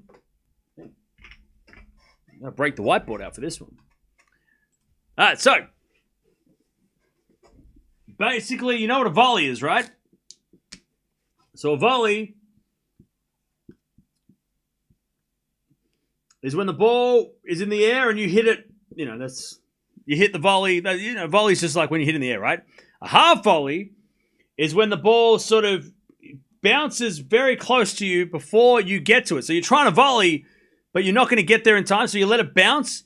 But as the ball is sort of coming up, you hit it, right? So then you hit it back. So it's sort of like, it's not a forehand or a backhand. Well, technically it is. But it's usually when you're you half volley it. So you don't fully volley it because it's too low and it bounces. But you don't really let it bounce and run backwards and hit a forehand or a backhand. You sort of move it, like you volley it, like the ball's on the way up and you hit a short little ground stroke rather, like little forehand, little backhand. So it's when the ball bounces and it's like a half volley. So it's Not a full volley. But yeah, it's not even like hitting it low because you can hit a low volley. Like you can hit a volley here, but the ball bounces. That's what makes it a half because the ball bounced. It's hard to explain without showing it because I can't draw it properly. It's hard to draw, but yeah, it's not an easy shot. But it's usually when people try and go to the net and they don't get there in time to volley, so they got to let it bounce first, and then it's sort of like it bounces and then they hit it. I mean, Agassi did it from the baseline. Watch Agassi. You know when Agassi sort of hit it from the baseline, and the ball would be at his feet, but he'd still like somehow like smack it. Like he does that. He did that a lot. But yeah, it's usually when someone's coming to the net and they don't quite get there in time for volley, so they let it bounce and then they hit it like when the ball, like as soon as the ball bounces, they hit it. So it's not quite a ground stroke, but it's not quite a volley. It's in the middle. 30-all here. But yeah, you see it a lot from Alcaraz. But you got to have really good timing because it's very hard to time those shots. But you also got to have very good, like handle of the ball as well. Feel the ball off the strings as well. It's a very, very tough shot to execute. Like players can hit it, but it doesn't mean that it's going to go where they want it to go. Like you got to have very good. It's almost like you need to know how to do drop shots and volleys before you can even attempt some of those shots because you got to really, really feel the ball off the string too. Tough shot. One of the toughest to get right. All right, as that goes out by Rublev on the return from love 30 to 40-30.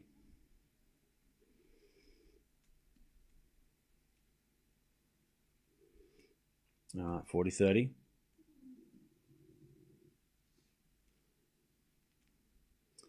Now Chris to take back the lead.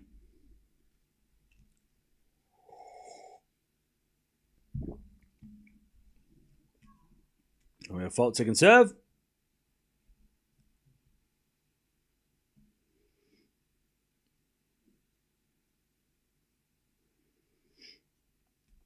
As the return goes the backhand of Alcaraz. Backhand out from Rublev in the net. 3-2. Alcaraz keeps the lead in this final set.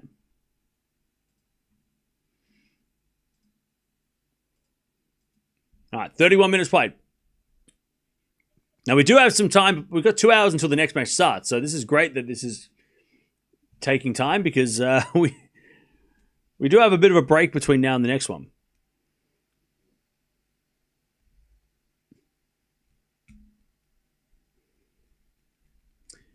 All right. Now would be a good time for Alcaraz to break. Yep. Is Raducanu not playing the US Open? No, she is playing the US Open. I haven't heard anything about Raducanu not playing at the US Open. That is news or not? Like you haven't. I mean, I don't think she. Don't think she dropped out. That would be shocking. That would be shocking.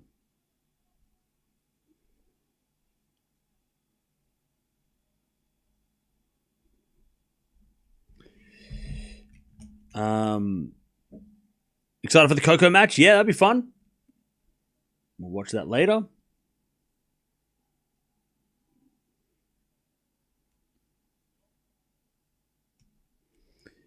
What happened to FAA, man? He was supposed to be part of this generation push for majors. Yeah, I mean, he's just taking a little bit more time than the others, you know? He's had success, though. It's not like he's not been good.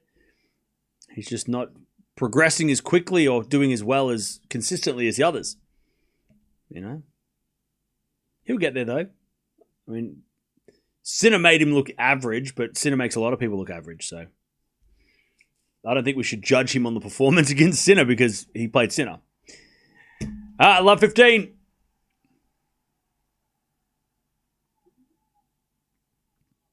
Second part of Sabre is a half volley. Yeah, I mean, the Sabre is a half volley. But the return, sneak attack by Roger. I mean, the the shot that, the return off the serve is a half volley shot because it bounces and you have to react quickly. I mean, it's somewhat of a half volley, yeah. As Rublev too strong, 15-0.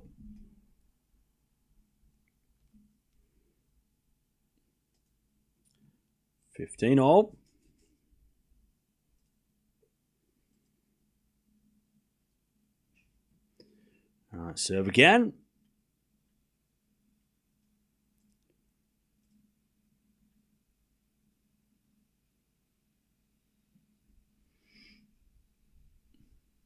As the return goes out by Alcaraz, 30-15.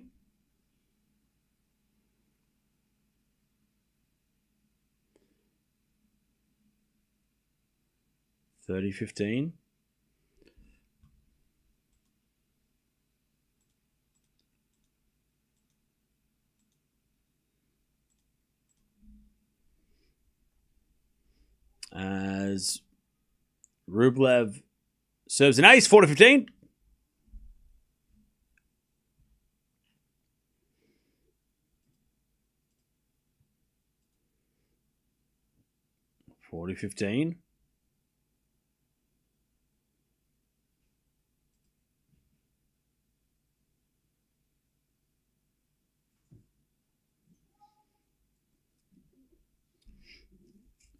As Rublev serves a fault, second serve.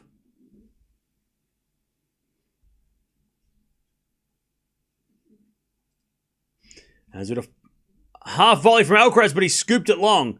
See, Alcaraz could have committed to a volley there, but he just sort of took one step back and then just mishit it. All right, 3-3. 3-3 in this final set.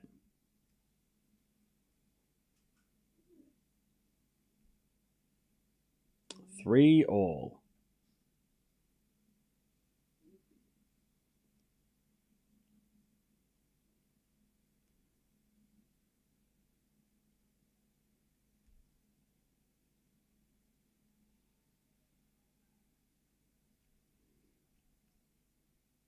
3-0.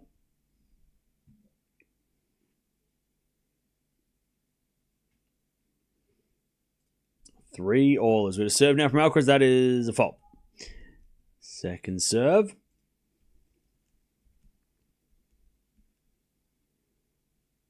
Second serve. And then a serve and volley by Alcaraz. Too strong. 15-love. Beautiful shot. 15-love.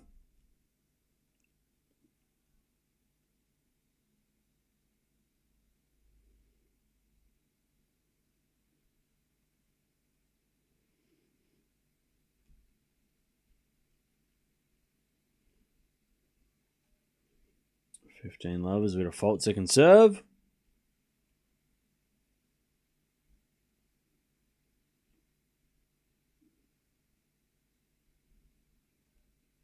And then he double faults. 15-0.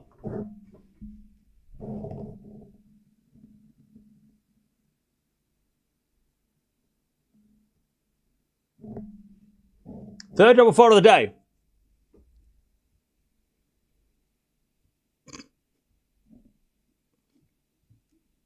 15-0.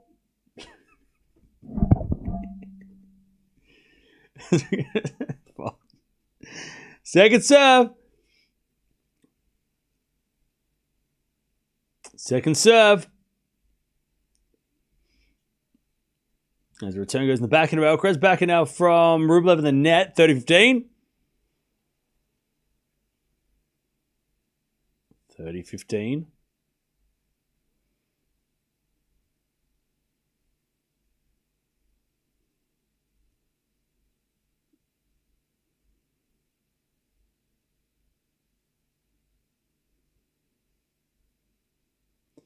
All right, 30-15 serve again.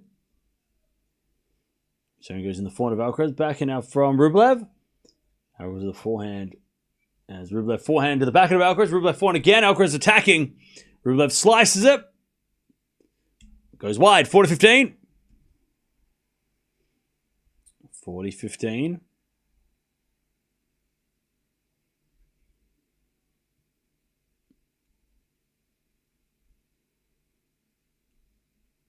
40-15.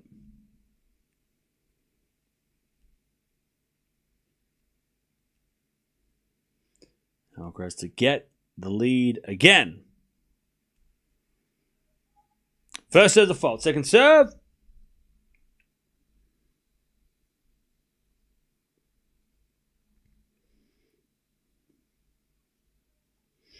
As a return goes into the backhand of Alcaraz. 4-0 from Rublev on the stretch. And then Alcaraz gets it back with a lob that goes long. Rublev good at the net.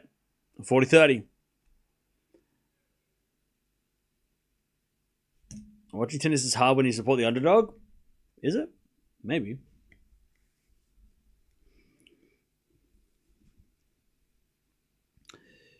All right.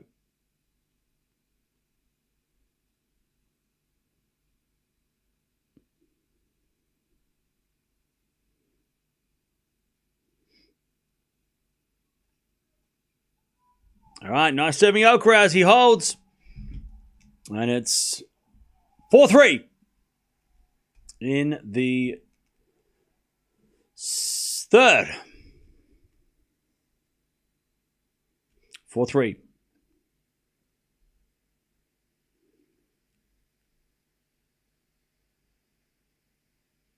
All right.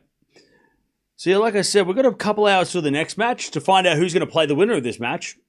So, that's the night session. It's going to be very, very fun. Shelton versus Zverev, love it.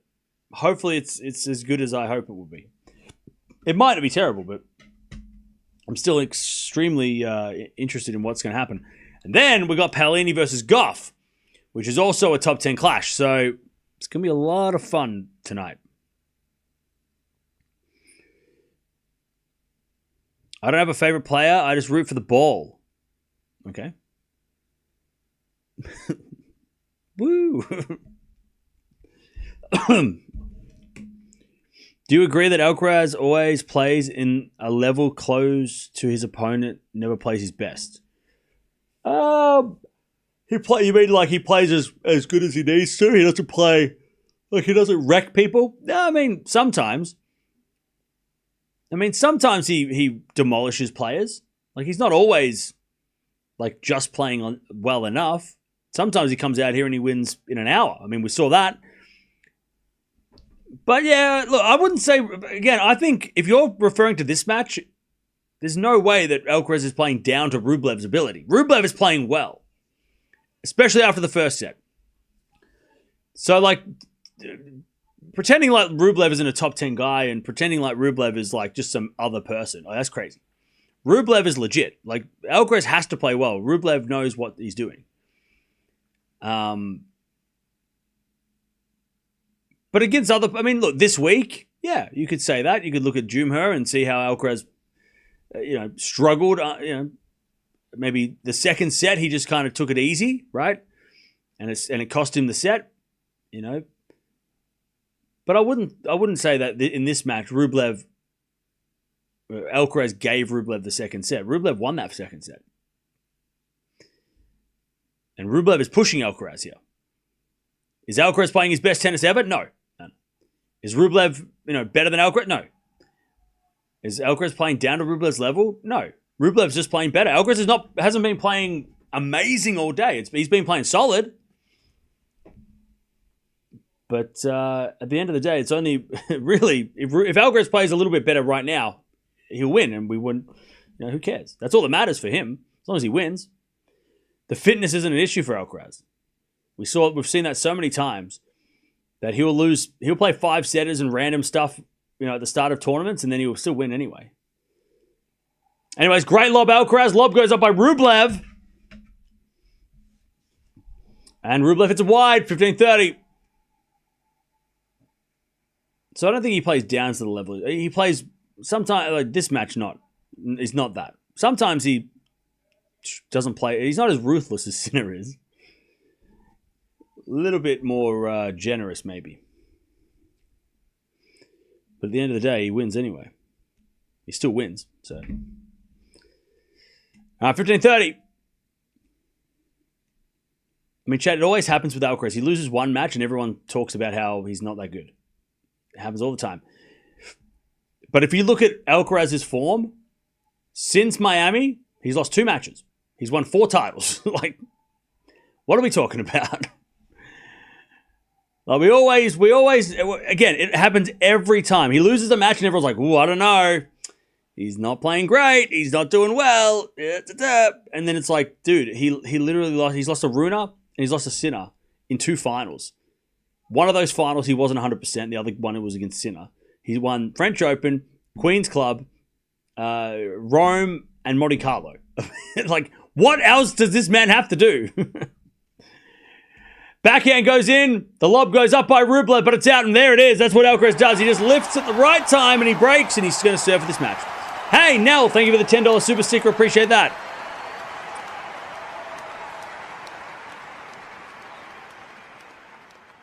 All right. 5-3. Alcaraz going to serve for it.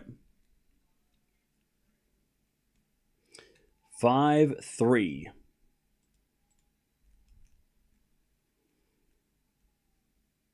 Serve to get to the semis.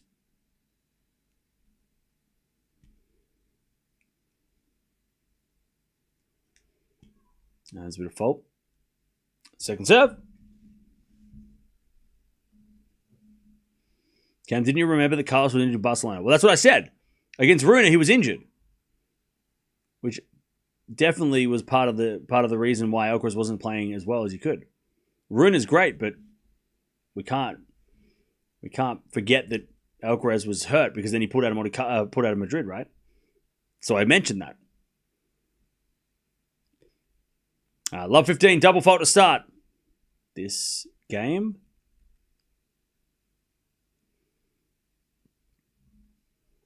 As the return goes into the forehand of Alcaraz. Forehand from Rublev. Into the back of Alcaraz, sliced. Rublev comes in with a volley. And it's too good. Love 30. Love 30.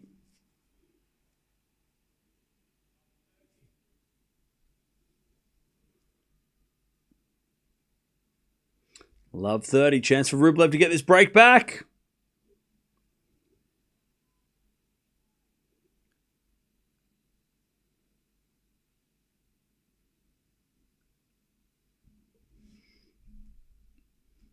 I'm going to fault second serve.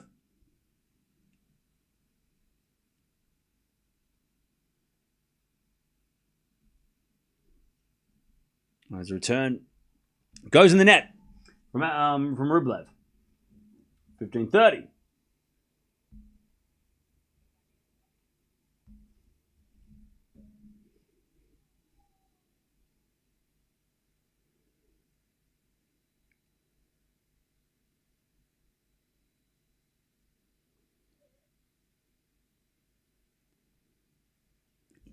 As Alcaraz serves the fault. Second serve.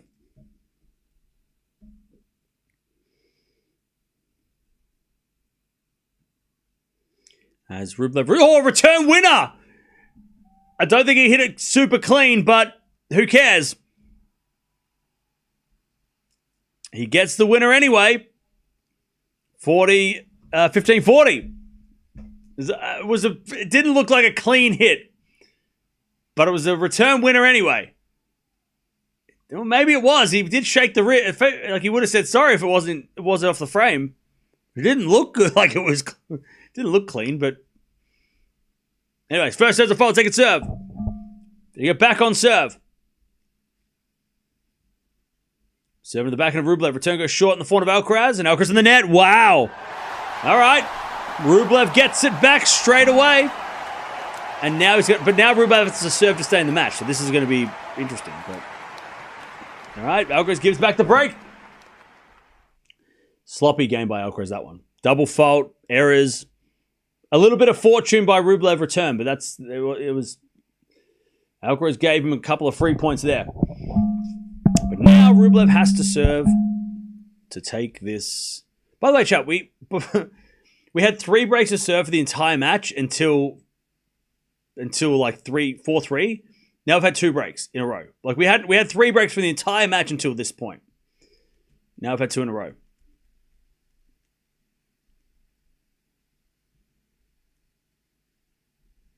Dude, this guy cannot sniff Jannik. Why would he want to sniff Jannik Sinner? That's weird. What?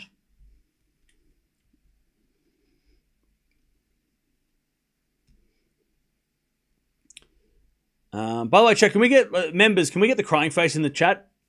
I know we use it for when people cry about Sabalenka's screams, but I feel like also like people like crying about like their bets. We should do that. But it had to be 6-3. All right. Have you eaten today? Yeah, I had toast. I had a piece of toast. After this, I'm going to eat a proper breakfast to get ready for later.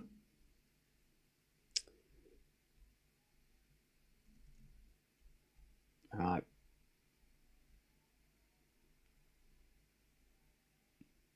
Here we go.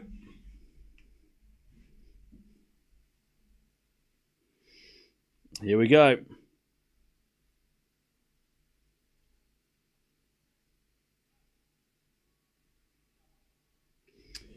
Rublev serving to level this final set, 15 love.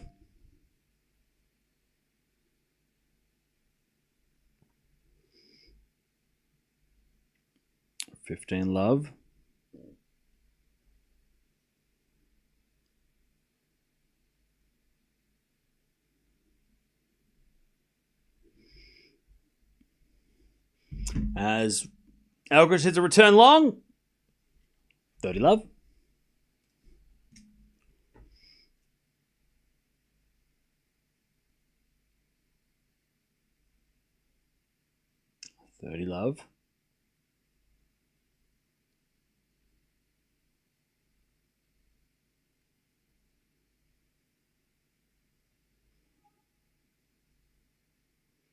First serve is a fault. Second serve.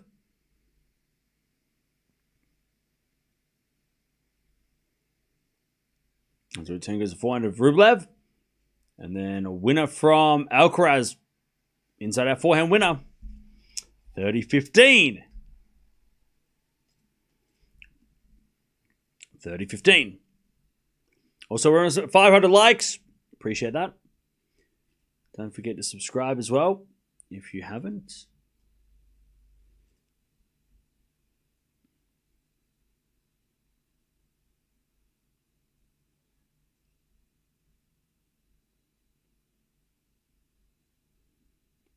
All right, Rublev with a fault second serve. And then the return from Alcaraz goes out, 40-15. 40-15. Thank you, Jack. Appreciate it. 40-15. Rublev to level. I'll tell you, chat, it might not have been the prettiest couple of games, but we are getting a fun finale to this match, which is nice because the first two matches were a little bit too straightforward. This one is going down to the wire. 5-5, don't say it. 5-all, don't say it. 5, don't.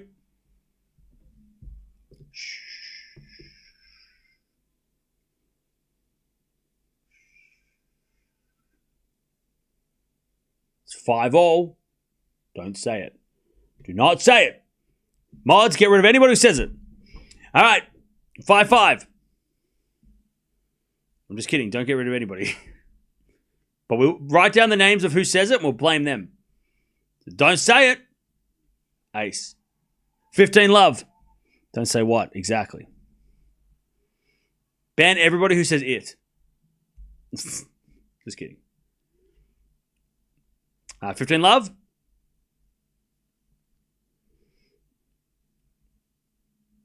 Alcaraz serves. Let. Say what? Exactly. Exactly.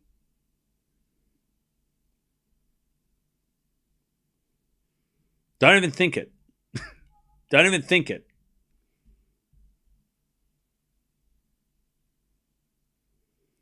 All right. Serve again. The backhand of Alcaraz. Rublev, backhand of Alcaraz.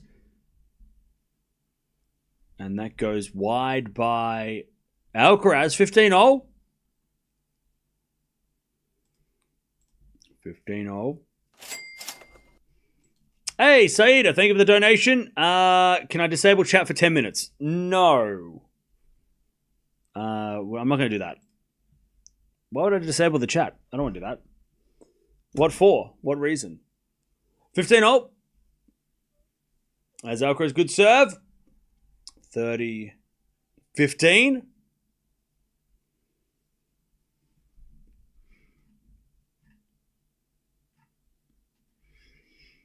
30-15.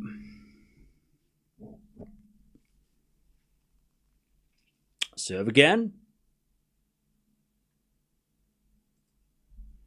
As the return goes in the forehand of Alcaraz, he hits a drop shot. Rublev gets it, but it's in the net. 40-15.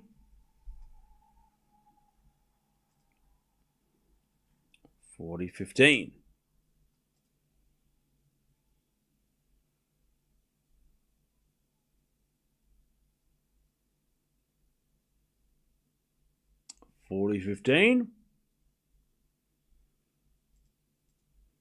To keep in front.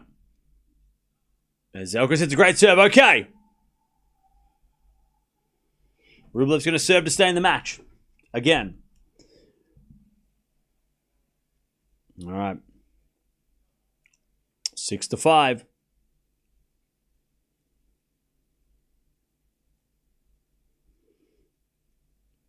6-5 Alcaraz, final set.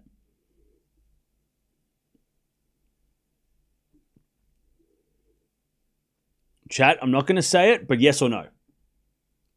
I don't say it, and don't even think it's about it too hard. But yes or no.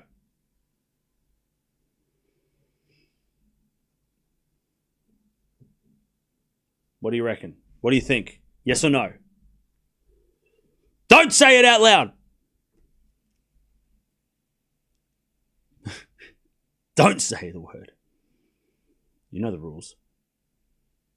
A lot of people saying yes. No, no, no, yes. No, yes, no. Okay.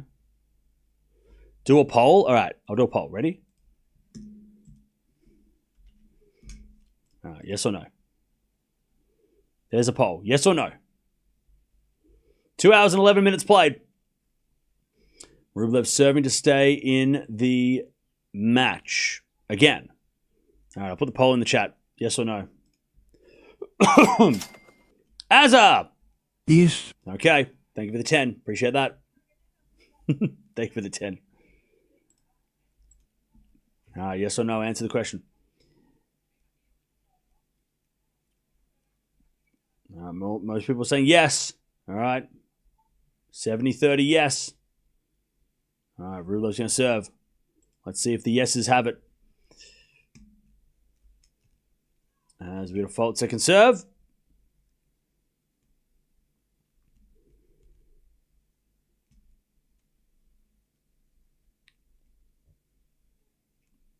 All right, the return goes in the net by Alcaraz, and it's 15-love.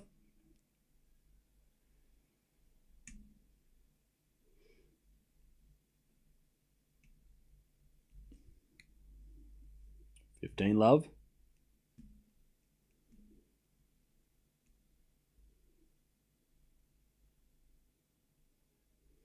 As the return goes into the front of Rublev, Alcaraz backhand on the stretch. Rublev with the volley. Alcaraz gets it with a passing shot winner. Rublev just didn't do enough with the volley. 15-all. 15-all.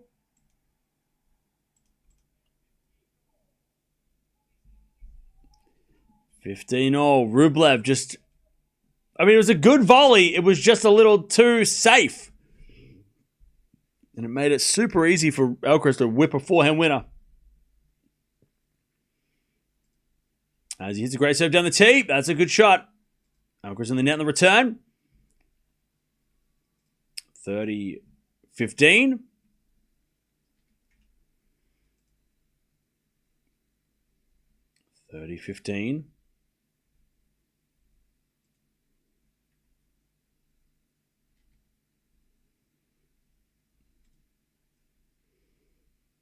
As Rublev serves a fault. Second serve.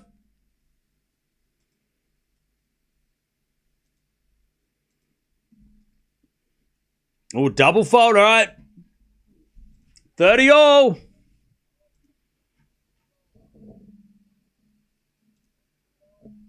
$30 all.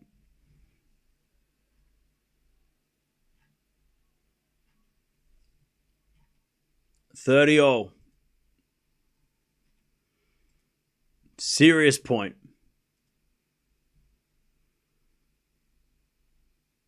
$30 all.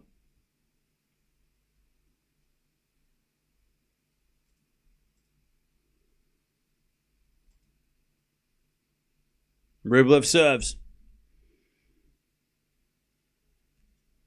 Great serve. Alcaraz gets it back. Rublev down the line. Forehand. Alcaraz puts up a lob. And it goes in the net. Great play by Rublev. 40-30.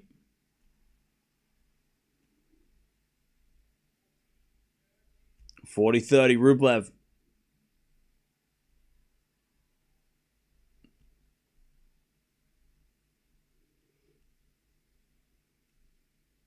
Rublev with the serve. Into the forehand of Alcaraz, return. Into the forehand of Rublev. Alcaraz backhand. As Rublev with a passing shot goes long, we get the deuce. Please don't put scores in the chat. That's super unnecessary. Deuce.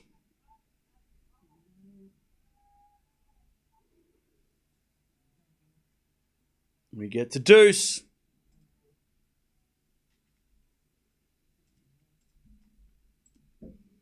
Serve again. By the way, we're on Twitch at the moment. If you want to go check out us on Twitch, go check us out on Twitch. And if you're on Twitch right now, hey, what's up?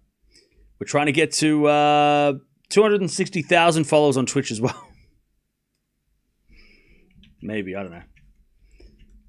Follow us on Twitch. Anyways, that goes out by Rublev, and we're going to match point. Carlos Alcaraz, match point. Match point Alcaraz.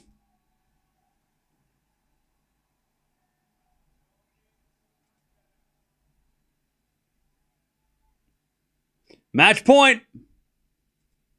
Chat, we're almost at 5,000 followers over on Twitch as well. We're only 40 away, so go follow us on Twitch right now. First serve's a fault. Second serve.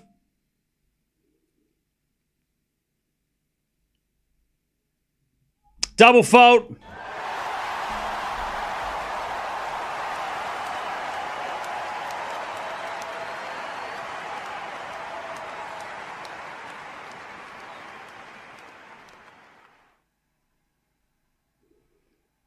I'm going to look back at the chat. I'm going to see who said it. I'm going to see who wrote it.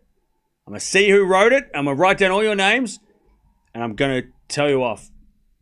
I'm going to go through the replay. I'm going to look at the chat. I'm going to write down every single one of you that wrote it. And then I'm going to write, and we're going to blame you. All right. Alcaraz is into the semifinals. Rublev, man, he did so well to fight back, but it's not a comeback unless you win.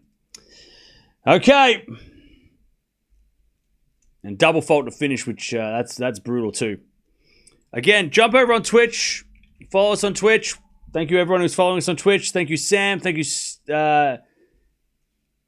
XPie. Thank you, Charlie, Ant, J2, Steve. Thank you. Appreciate it. All right.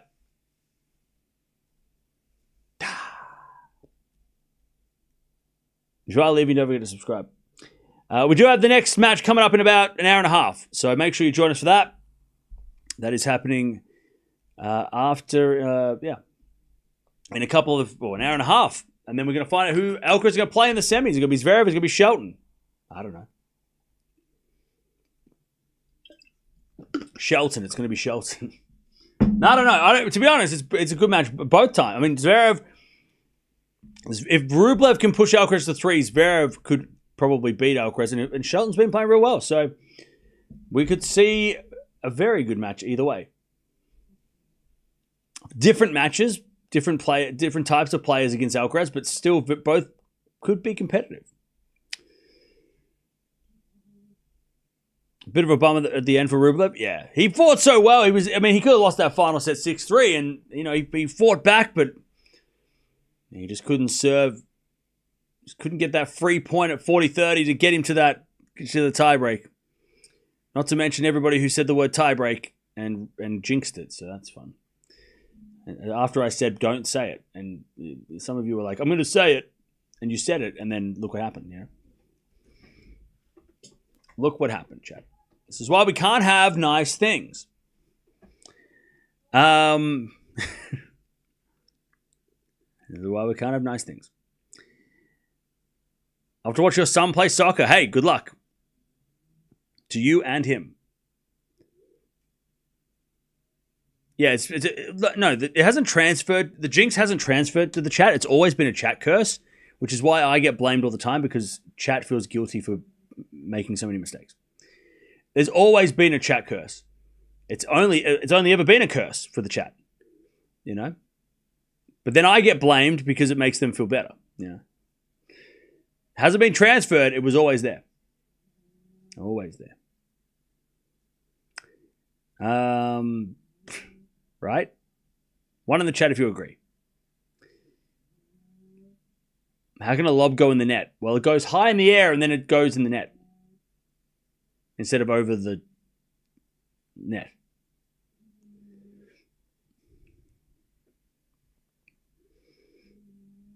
There's no such thing as a cam curse. What are you talking about?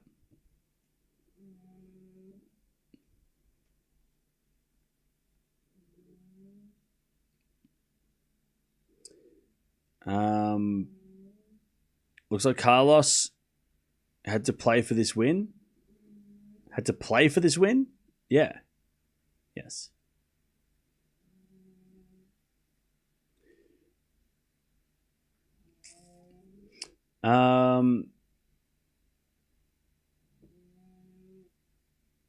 Wasn't easy, but delighted that Carlos won? Yeah. He got the dub. By the way, Kudermetova is one game away from the semi-finals as well, where she'll take on the winner of Gauff and Paolini. So, Kudermetova getting into some form. So that is fun. Can Zverev beat Alcaraz? I think so. He could.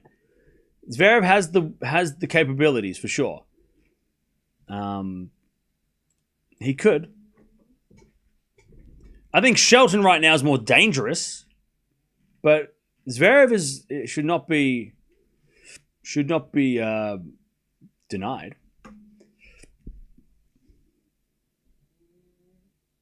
Zverev needs to hit past Ben first. Well, yeah, that's going to be so much fun in a couple of hours.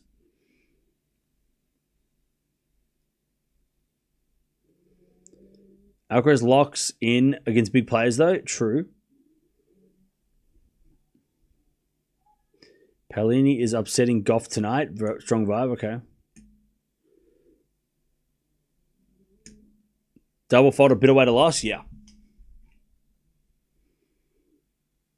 That was a shit way to end.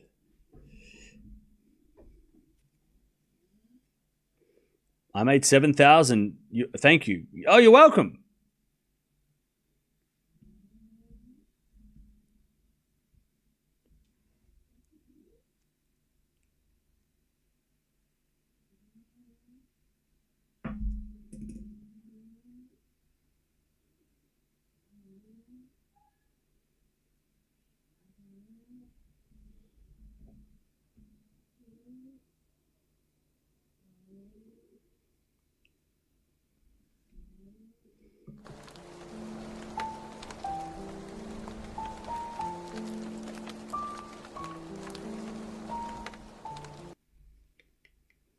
Congrats. Enjoy it. This match does not mean anything about Alcaraz against Sinner in the final. It should be different. Yeah, it'll be totally different.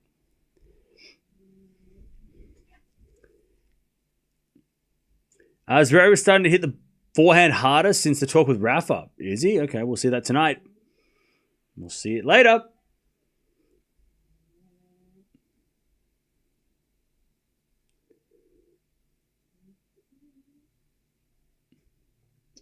Do you like the over games in the Ben Sasha match? I don't give out betting advice, so.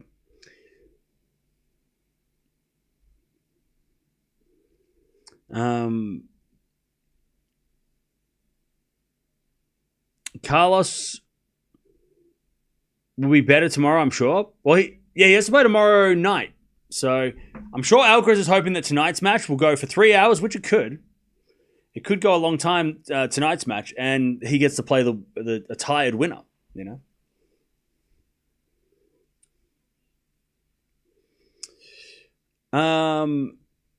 Cool. Did you know Atmain before the tournament? No. I still don't know him. I've never met him.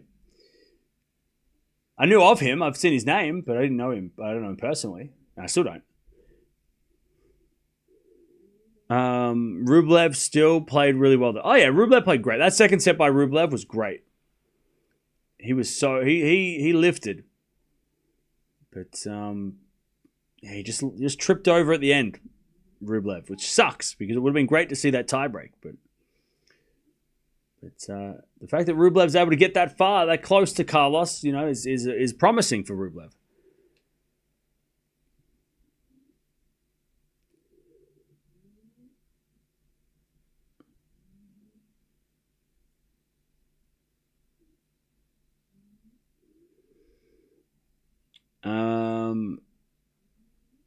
Carlos has something with his wrist. Yeah, I saw that too. He's got some wrist injury or some wrist.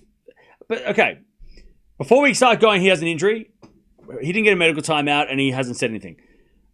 I would say that it's probably just soreness. I think he's just sore because he's played a lot of tennis and he hasn't played for a while. He didn't play after Wimbledon. He had 3 weeks off. So I think he probably had time off. And then after playing a couple of tougher matches this week, he's like, oh, I better... My wrist is sore, so he's just taping it up for precaution. Because he didn't look sore. Like, he didn't play like he was hurt. So I don't think we should be too worried. I don't think that's the reason he lost this. It was close today. I think he probably just put it... It's like when someone tapes up their wrist or their leg and they haven't had a medical timeout. They're just like, oh, they're just sore. I think he might just be sore. Unless he talks about it and says something else, I'm going to guess that he's probably just put tape on his wrist because he's just feeling a little bit sore and he wants to keep it safe, you know, for this week. Probably just feeling a little sore from playing after not playing for a while.